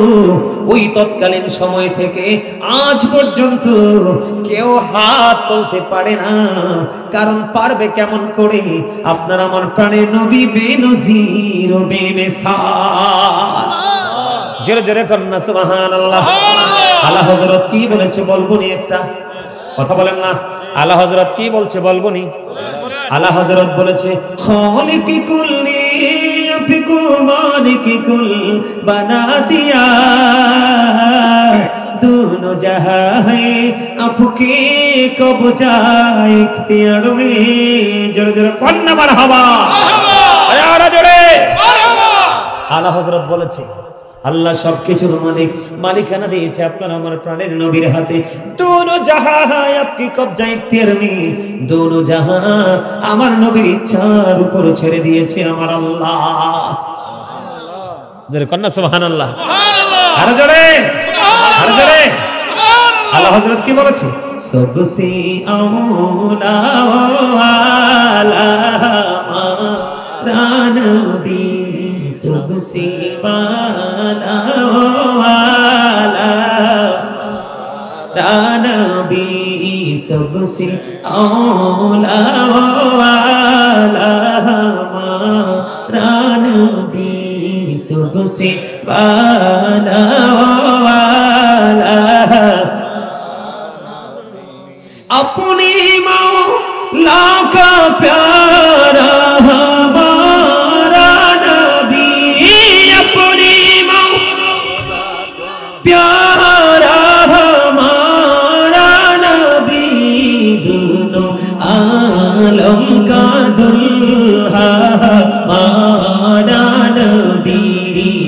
सबसे औला वाला हमारा नबी सबसे बाला वाला खल्को से औलिया औलिया से रसूल खल्को से औलिया औलिया से रसूल रसूलों से आला हमारा नबी सबसे औला वाला हमारा नबी सबसे बाला वाला हमारा नबी मरहबा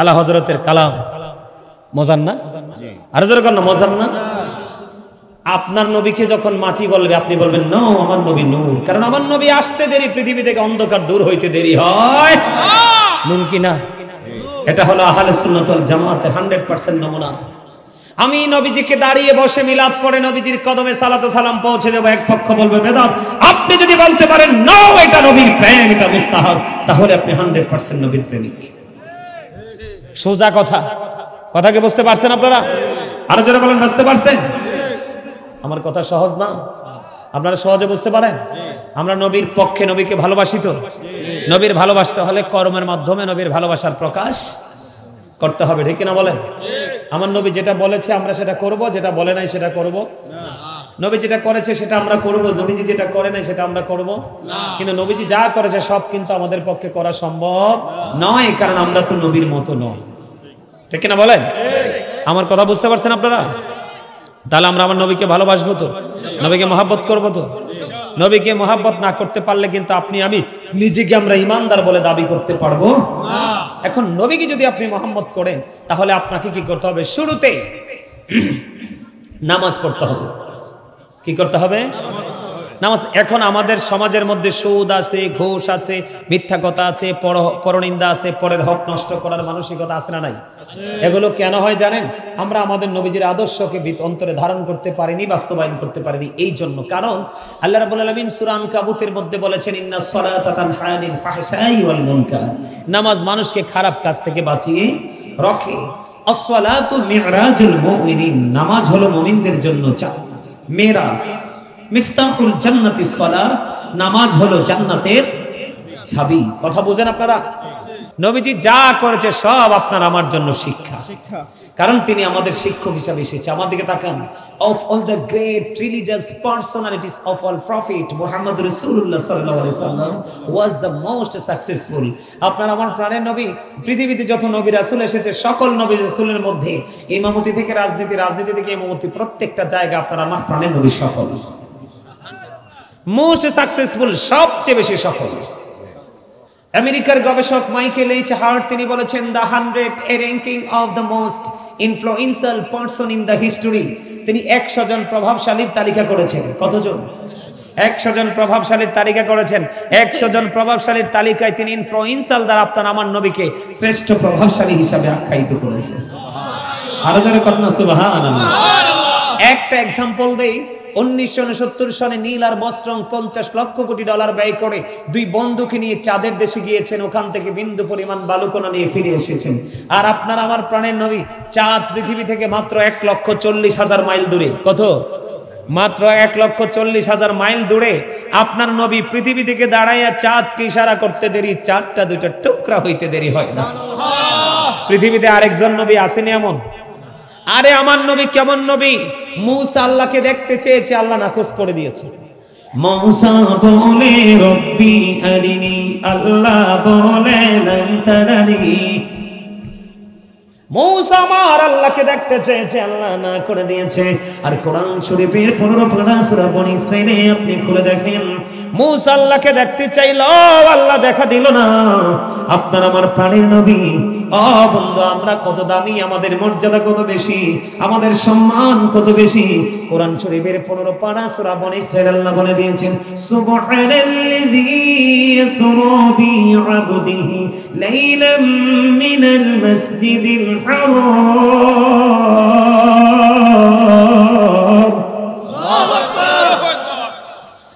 সুবহানাল্লাযী আসরা বি'আবদিহি লাইলান মিনাল মাসজিদিল হারামি ইলাল মাসজিদিল আকসাল্লাযী বারাকনা হাওলাহু লিনুরিয়াহু মিন আয়াতিনা।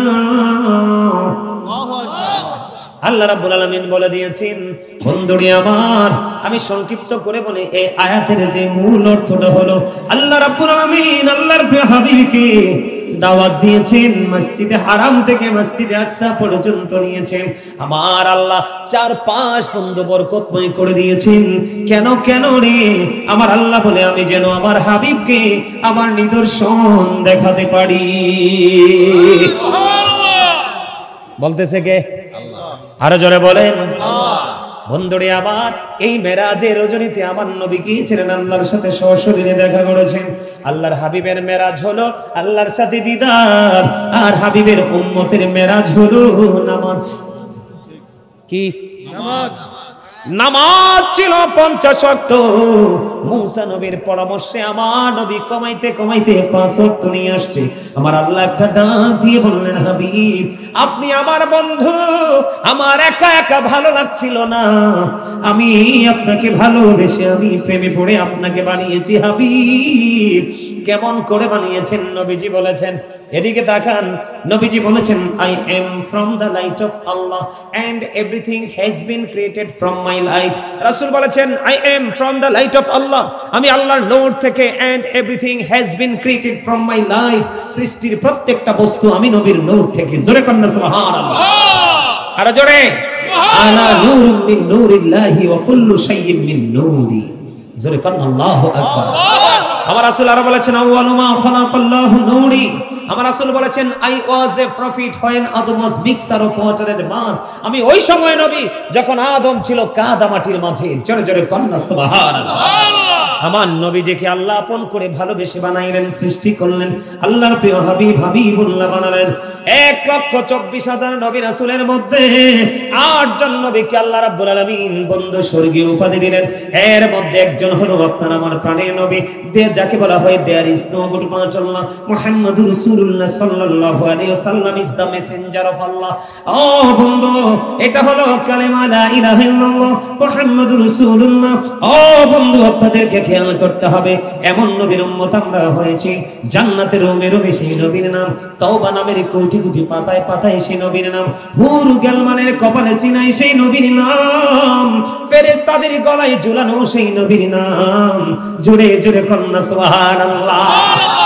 তাহলে সেই নবীর উম্মত হতে পারে আমরা ধন্য না নগণ্য?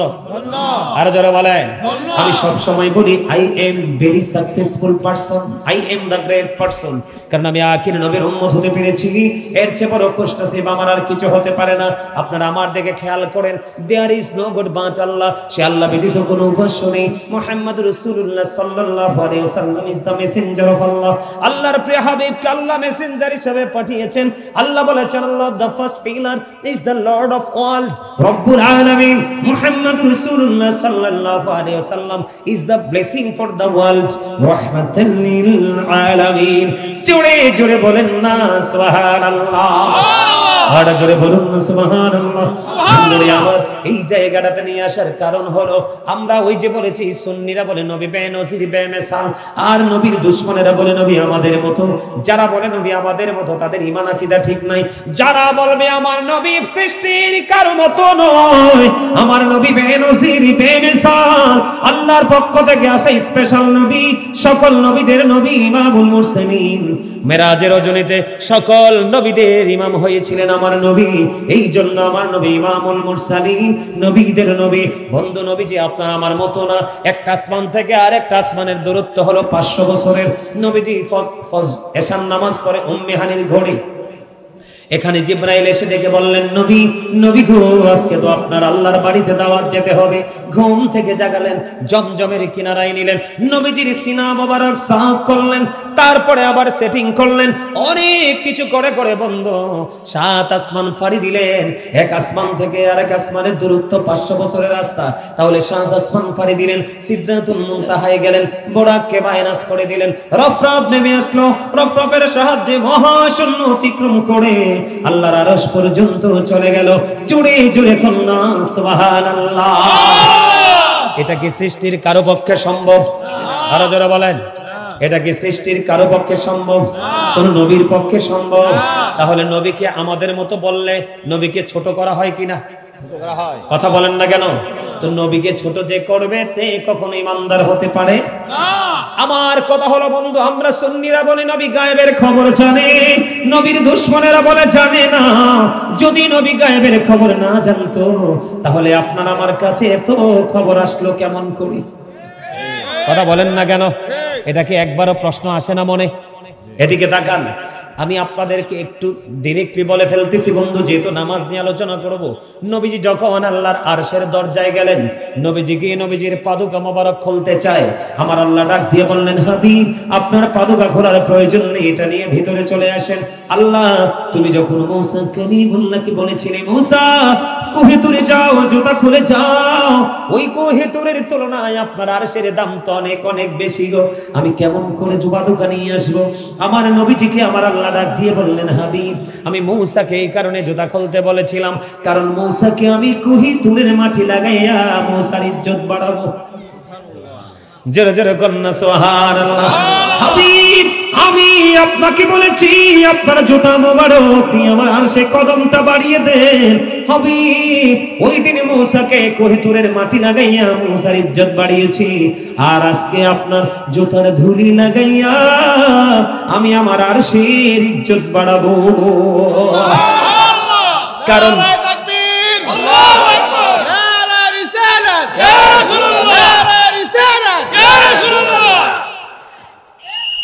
বন্ধুরি আমার, নবীজি যখন গেলেন খেয়াল করেন, নবীজি যখন গেলেন যাওয়ার পরে আমার দিকে তাকান, নবীজি যাওয়ার পরে নবীজির দুই কাঁধের মধ্যখানে দিক তাকান, নবীজির পবিত্র দুই কাঁধ মুবারকের মধ্যখানে হাদিস শরীফের মধ্যে এসেছে আল্লাহ রাব্বুল আলামিনের কুদরতি হাত রাখলেন, আল্লাহর কুদরতি হাতটা রাখলেন।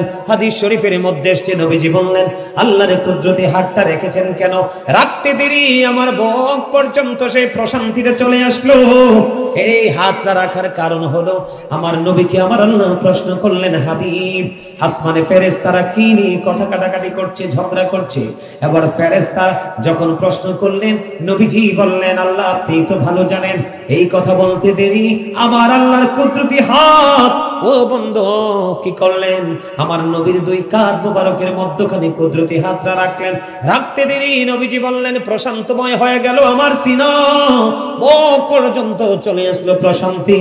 তখন আমি আল্লাহর আরশে দাঁড়াইয়া ওখান থেকে শুরু থেকে শেষ পর্যন্ত পৃথিবীতে যা হবে আমি নবী সব কিছু দেখে নিয়েছি।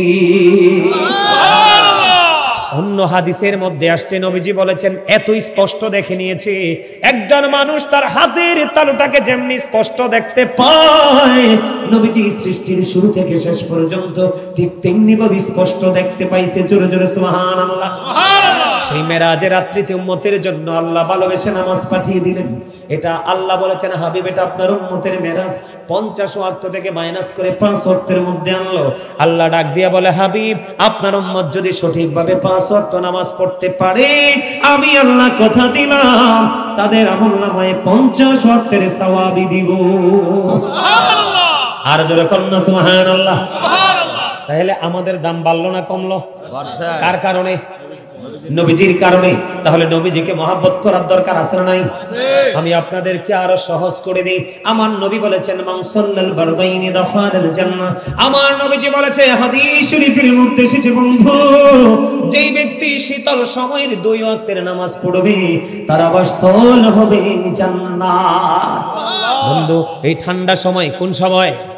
শীতল সময়, এই শীতল সময়ের 2 ওয়াক্তের নামাজ যেই ব্যক্তি পড়বে তার ঠিকানা হলো জান্নাত। এই 2 ওয়াক্ত হলো, একটা হলো আসরের নামাজ আর একটা হলো ফজরের নামাজ। জোরে জোরে কন্যা সুবহানাল্লাহ।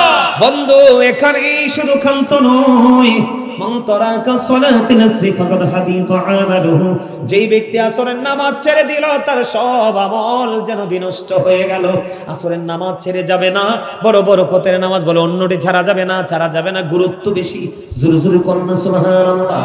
বন্ধুরে আমার, হযরত আবু যর রাদিয়াল্লাহু তাআলা আনহু থেকে হাদিসখানা বর্ণিত, আমার নবী শীতের দিনে বের হলো, বের হওয়ার পরে নবীজি দেখলেন শীতের দিনে শুষ্ক হয়ে গাছের পাতাগুলো জোরে জোরে পড়ছে। নবীজি গাছের ডাল ধরলেন, ধরার পরে আবু যরকে একটা ডাক দিলেন। আবু যর উত্তর দিলেন, লাব্বাইকা লাব্বাইকা ইয়া রাসূলুল্লাহ, নবী গো আমি হাজির। এবার আমার নবী ডাক দিয়ে বললেন, রে আবু যর, তুমি চাইয়া দেখো শীতের কারণে গাছের পাতাগুলো কেমন করে শুষ্ক হয়ে জোরে জোরে পড়ছে। আমার উম্মতগুলো, আল্লাহর প্রিয় বান্দাগুলো যখন নামাজের মাধ্যমে আল্লাহর কুদরতি কদমে যখন সিজদাটা লাগায়া দিবে রে, ওই শীতের দিনের গাছের পাতার মতো তার জীবনের গুনাহগুলি ঝরে পড়ে যাবে। আমার নবীরে ভালোবাসলে আল্লাহর ভালোবাসা হয়ে যায়, আর আল্লাহরে ভালোবাসলে আপনার জীবনে কোনো গুনাহ থাকতে পারে না। পারে না? ভালো লাগে ওয়াজ? ভালো লাগে?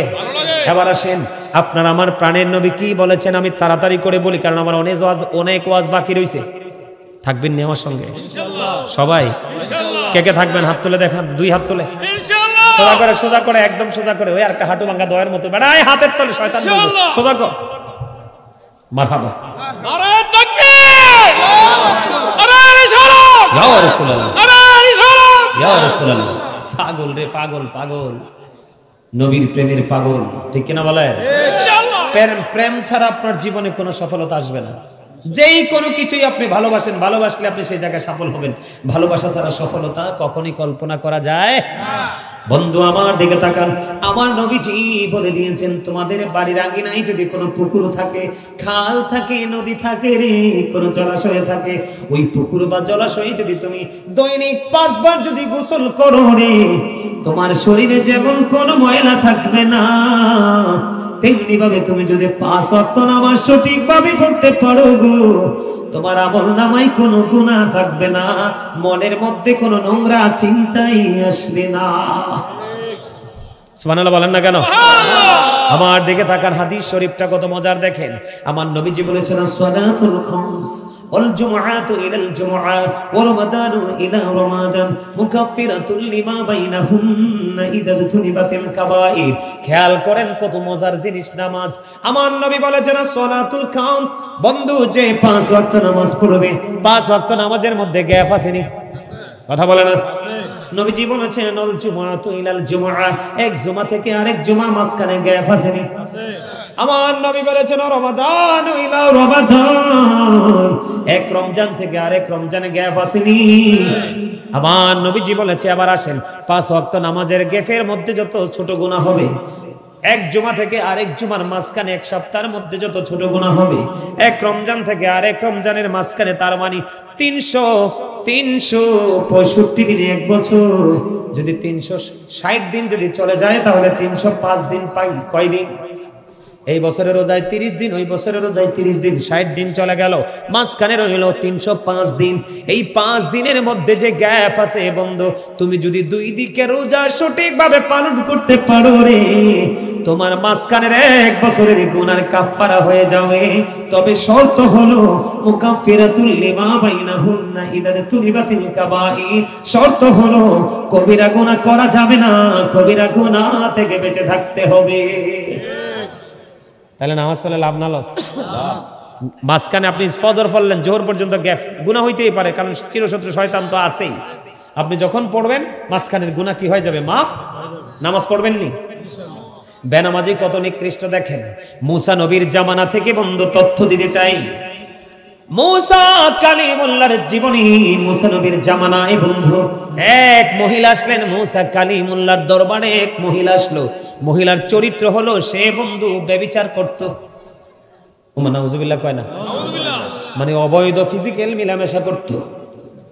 একটা সময় এই ব্যভিচার করতে করতে মহিলার গর্ভে বন্ধু সন্তান চলে আসলো, বাচ্চা চলে আসলো।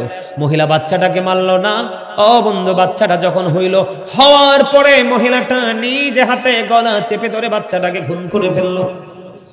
বাচ্চাটাকে খুন করার পরে সে যে ব্যভিচার করেছে এটার জন্য তওবা করেছে, বাচ্চাটাকে হত্যা করেছে, কারণ এটা তো জারস, এটা কি বাস্টার্ড, ঠিক কিনা বলেন? বাচ্চাটাকে নিজেই যে বন্ধু গলা চেপে মেরে ফেললো। মেরে ফেলার পরে ও বন্ধু তিনি মহিলাটা তওবা করলো। তওবা করার পরে এবার তার মনের মধ্যে উদয় হলো মুসা নবীর কাছে যাই। এবার মুসা কালিমুল্লাহর কাছে গেলেন। মুসা কালিমুল্লাহর কাছে যখন চলে গেল, মুসা কালিমুল্লাহর কাছে যাওয়ার পরে রে এবার মুসা কালিমুল্লাহর কাছে গিয়ে বললেন, ওগো নবী মুসা, আমি ব্যভিচার করেছি, সন্তান ধারণ করেছি, সন্তান প্রসব করেছি, নিজের সন্তানকে গলা টিপে মেরে ফেলেছি, মারার পরে আমার আল্লাহর দরবারে তওবা করেছি, আপনি বলে দেন আমার তওবা আল্লাহর দরবারে কবুল হইছিনি? এবার মুসা নবী বললেন, যাও যাও, তুমি আমার দরবার থেকে আউট হয়ে যাও, এত জঘন্য পাপী রে। ও বন্ধু, মহিলাটাকে তাড়িয়ে দিতে দেরি, জিবরাইল মুসা কালিমুল্লাহর কাছে আসতে দেরি করলো না। আয়েশা মুসা কালিমুল্লাহকে ডেকে ডেকে বলে, ওগো নবী মুসা, আপনি বলে দিন, ও মুসা কালিমুল্লাহ আপনি বলে দেন ওই মহিলাটাকে কেন আপনি আপনার দরবার থেকে তাড়িয়ে দিলেন? কারণ মহিলাটা তো তওবা করেছে। আবার মুসা নবী ডাক দিয়ে বললেন, ওরে জিবরাইল, ওই মহিলা তো পাপী রে, আমি জঘন্য পাপী, এই জন্য তাকে আমি কি করে দিয়েছি, বিতাড়িত করে দিয়েছি। এবার মুসা নবী ডাক দিয়ে বললেন, ও মুসা নবী কি জিবরাইল ডাক দিয়ে বললেন, ওগো নবী মুসা, আমার আল্লাহ জানিয়ে দিয়েছে ওই ব্যভিচারিণী সন্তান হত্যা করেনেওয়ালা মহিলা, ওই মহিলার চাইতে জঘন্য হলো যে ইচ্ছে করে করে নামাজ ছেড়ে দেয়। জোরে জোরে কন্যা নাউজুবিল্লাহ। এবার বুঝছেন বেনামাজি কত খারাপ। কারণ যার নামাজ নাই, তবে হ্যাঁ, এবার যে নামাজ পড়লে যে সব ভালো, নামাজ পড়েও কিন্তু সিটারি করে, নামাজ পড়েও কিন্তু বাটপারি করে, মিছা কথা কয়, সুদ খায়, পরনিন্দা করে, পরের হক খায়। খায় কি খায় না? আছে না নাই? আবার অনেক বেনামাজি আছে, নামাজ পড়ে না, কেউ হক নষ্ট করে না, ঠিক না বলেন? আছে না নাই? বেনামাজি বেনামাজি আল্লাহ রাব্বুল আলামিন পছন্দ করে না। করে করে না। আপনি নামাজ পড়বেন আর ওই শীতের দিনের পাতা যেমনি বিরামহীন ভাবে ঝরে, আপনার আমলনামা থেকে গুনাহ ঝরে যাবে। জোরে কর না সুবহানাল্লাহ। হে এখন বলে হুজুর নামাজ পড়ার পরে চুরি করে, ডাকাতি করে, সুদ খায়, এটার কারণটা কি জানার দরকার আছে না নাই? প্রথম কারণ হলো বন্ধু, সে ভালো করে পবিত্র হয় না। কি হয় না? আমার নবীজি বলেছেন, লা তুকবালু সালাতুন বিগাইরি তুহুর ওয়ালা সাদাকাতুন মিন গুলুল, পবিত্রতা ছাড়া ইবাদত কবুল হয় না, হালাল টাকা ছাড়া দানও কবুল হয় না। যাবেনটা কই? এইটা হলো, একটা হলো পবিত্রতা নাই, আর একটা হলো বর্তমান সময়ের ম্যাক্সিমাম নামাজির নামাজ আল্লাহর দরবারে কবুল হয় না। যারা বন্ধু বিশেষ করে জিন্স প্যান্ট পরে মসজিদে যায়। কি প্যান্ট? জিন্স প্যান্ট আছে না নাই? এটা কোনো মুসলমানের আবিষ্কার না। ব্রাশ যেমনি প্রথম ইহুদিরা আবিষ্কার করেছে, মেসওয়াককে ডিলিট করে দিয়েছে। সকালবেলা ফুরকানিয়া মাদ্রাসায় আমরা পড়েছি, কিন্ডারগার্টেন আবিষ্কার করে সকালবেলার মক্তবকে হত্যা করেছে। ঠিক তেমনি ভাবে নারী পুরুষের পর্দাকে হত্যা করেছে, কতল করেছে বেঈমানেরা নষ্ট পোশাক পরে।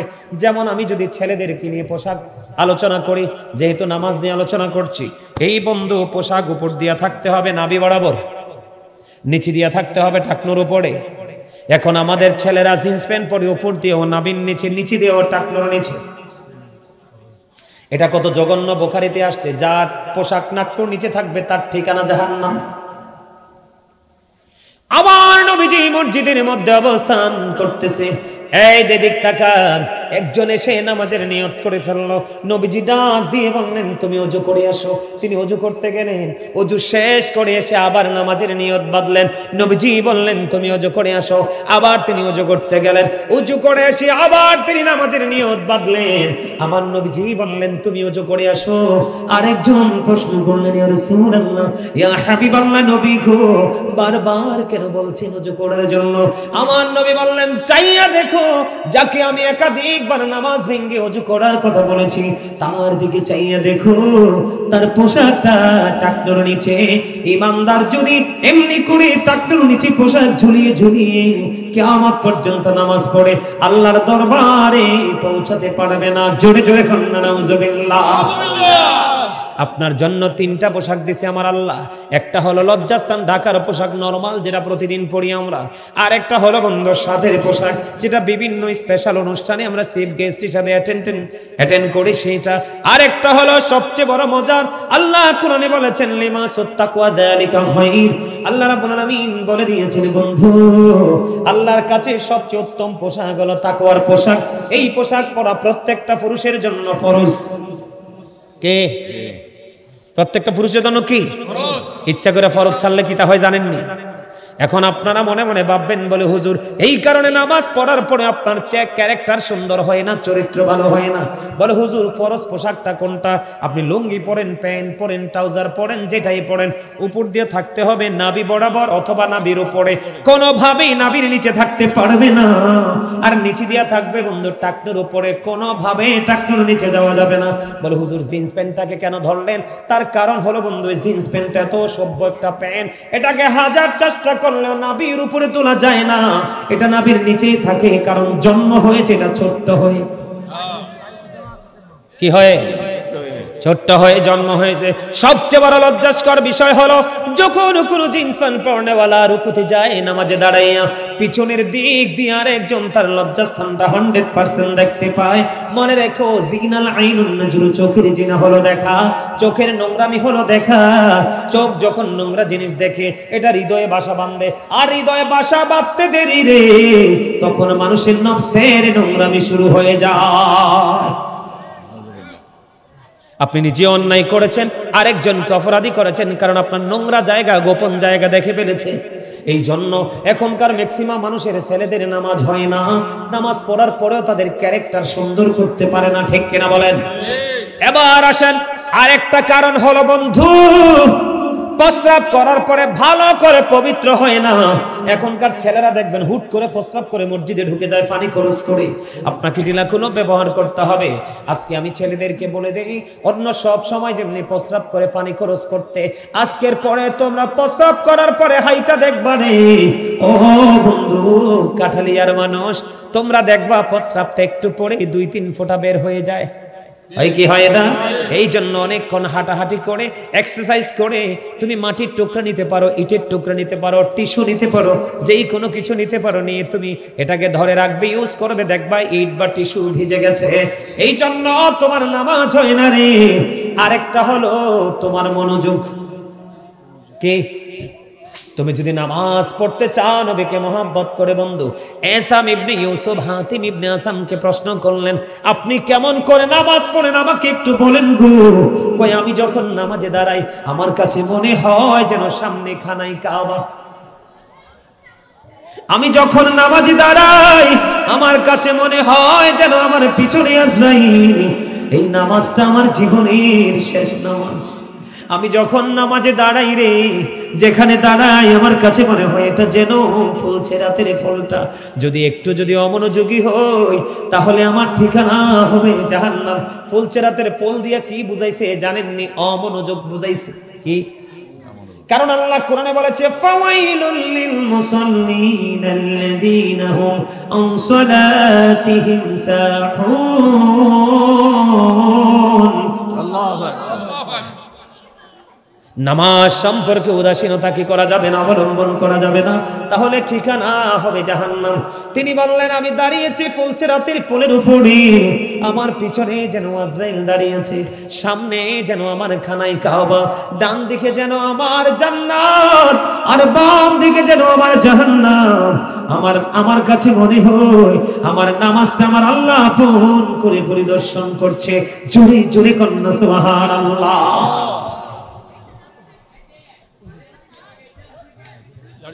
এই জালিবেত নিয়ে যান, এই জালিবেত নিয়ে যান, জালিবেত নিয়ে যান, জালিবেত নিয়ে যান, যান জালিবেত নিয়ে যান, কয়েকজনে যান, 4-5 জনে যান, জালিবেত নিয়ে যান। একবারে ধ্বংস হয়ে গেছে মুসলমানের বাচ্চাগুলো, একেবারে ধ্বংস।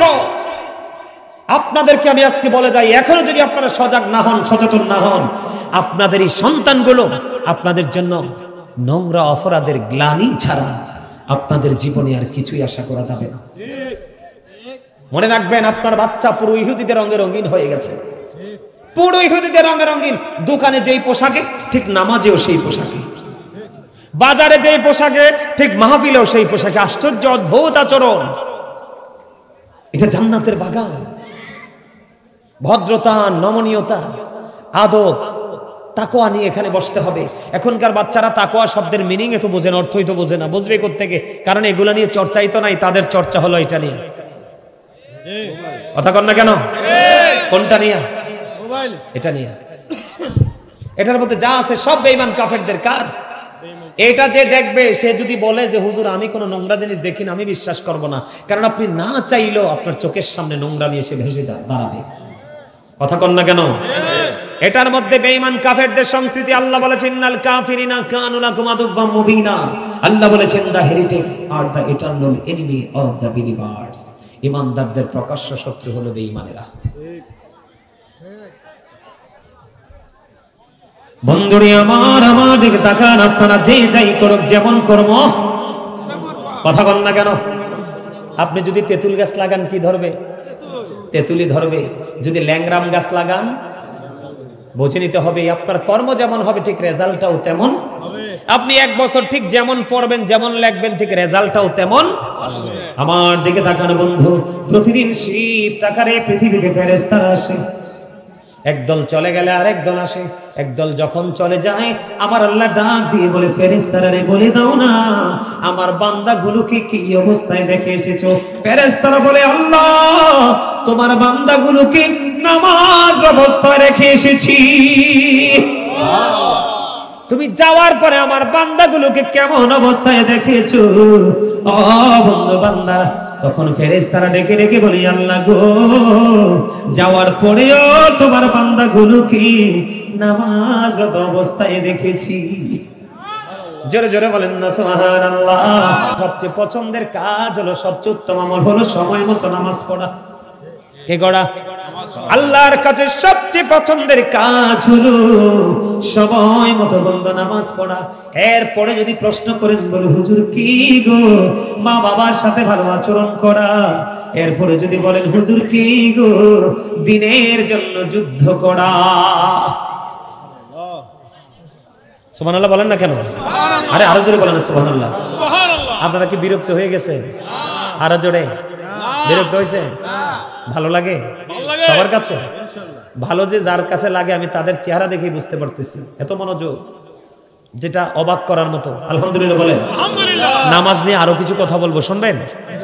নামাজ কবুল না হওয়ার কারণ হলো কি? অপবিত্রতা, অমনোযোগ। বুঝতে পারছেন আপনারা? পোশাকের পবিত্রতা নাই, দেহের পবিত্রতা নাই, মানসিক পবিত্রতা নাই, মানসিকভাবে স্যাটিসফাই হতে পারি না। এই জন্যই নামাজ পড়ে আমাদের কোনো ফায়দাও হয় না। নামাজ পড়ার পরেও কিন্তু আমরা মানুষ হতে পারি, ঠিক কিনা বলেন? আপনাদের সমাজে হয়তো বা নাই, কিন্তু আমি অনেক দেখেছি। আমি আমার এলাকায়, আমার আশেপাশে অনেক দেখছি নামাজ পড়ার পরেও এমন কোনো নোংরামি কাজ নাই যে সে করে না। নামাজটা কেমন করে পড়তে হবে আমার দিকে তাকান। সিহাসিত্তার অন্যতম হাদিস গ্রন্থ হলো বুখারী শরীফ। বুখারী শরীফের নির্মাতা যিনি, বুখারী শরীফ যিনি লিখেছেন বন্ধু ইমাম বুখারী, তিনি একদিন নামাজে দাঁড়ালেন।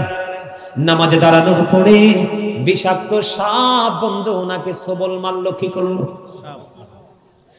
সরি, বিষাক্ত সাপ না, বিষাক্ত ভেঙ্গুল পোকা। কি পোকা? ভেঙ্গুল পোকা চিনেননি আপনারা? মাটিতে বাসা বনে ছোট্ট করে বড় করে, এটা পানির নিচেও বন্ধু গিয়ে কামড় দেয়।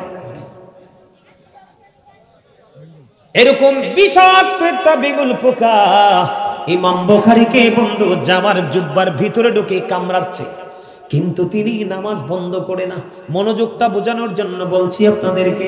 আর একটু আগে তো বললাম এসাম ইবনে ইউসুফ হাতিব ইবনে আসাম সম্পর্কে কি বলেছে। বন্ধুরি আমার, ইনি নামাজ শেষ করে ফেললেন। নামাজ শেষ করার পরে এবার উনি ওনার ছাত্রকে ডাক দিয়ে বললেন, তুমি আমার জামার নিচের দিকে চাইয়া দেখো, আমার জামাটার ভিতরে কিসে কামড় দিয়েছে। এবার চাইয়া দেখে বিষাক্ত বেঙ্গল 10টা কামড় দিছে। কয়টা? হুজুর এমন বিষাক্ত পোকা আপনাকে কামড় দিল গো, আপনি কেমন করে নামাজটা ধারাবাহিক ভাবে চালিয়ে গেলেন? ইমাম বুখারী একটা ডাক দিয়ে বললেন, আমি যখন নামাজে দাঁড়িয়ে গেলাম, নামাজে দাঁড়ানোর পরে আমি যখন কোরআন তেলাওয়াত যখন শুরু করে দিলাম, আমার কাছে এত মধুর, এত ভালো লেগেছে রে ও বন্ধু। ওই মধুর কাছে, এই স্বাদের কাছে ওই বিষাক্ত বেগুল পোকার কামড় আমার কাছে কিছুই মনে হয় না। কয়টা কামড়? একটা কামড় দিলে তোমরা পাগল হয়ে যায়, কিন্তু 10টা কামড় দিছে, কিন্তু ওনার কোনো খবরই নাই। নামাজ চলতেছে তো চলতেছে। জোরে জোরে কন্যা সুবহানাল্লাহ, আরে জোরে। আমরা এখন ওযু করলে একটু পরে যদি আমরা অন্য কোনো কাজ করি, আমরা মনে রাখতে পারি না ওযুটা আছে না নাই। 4টা মাযহাবের 4টা ইমাম। কয়টা ইমাম? 4 মাযহাবের 4 ইমাম। ইমাম আজম আবু হানিফা রাহমাতুল্লাহি আলাইহি হানাফি মাযহাবের ইমাম। তিনি বন্ধু কম পক্ষে 40 থেকে 50 বছর পর্যন্ত, মিনিমাম 40 থেকে 50 বছর পর্যন্ত ইমাম আজম আবু হানিফা এশার নামাজের ওযু দিয়ে ফজরের সালাত আদায় করেছে। জোরে জোরে বলুন সুবহানাল্লাহ। আর আমরা এমন মুসলমান, ও বন্ধু এখন ওযু করলে 10টা মিনিট পরে ওযু আছে না নাই সেটাই বলতে পারি না। আমরা কতটা উদাসীনতার মধ্যে আছি। আমাদের পাশের দেশ হিন্দুস্তান, হিন্দু ননি খাজা গরিব নওয়াজ, উনি কেমন আল্লাহর ওলি ছিলেন জানেননি? ও বন্ধু, উনি যখন হিন্দুস্তানের জমিনে কদম বাড়াইয়া দিলেন, কি বাড়াইয়া দিলেন একটু বলবো নি? একটু বলার দরকার আছে নি? এখন তো আমাদের দেশে আমান ওলিদের দুশমনের শেষ নাই। কিছু কিছু বেয়াদব আমি শুনেছি অনলাইনে বলেছে খাজার দরবারে নাকি গাঁজা পাওয়া যায়। বন্ধু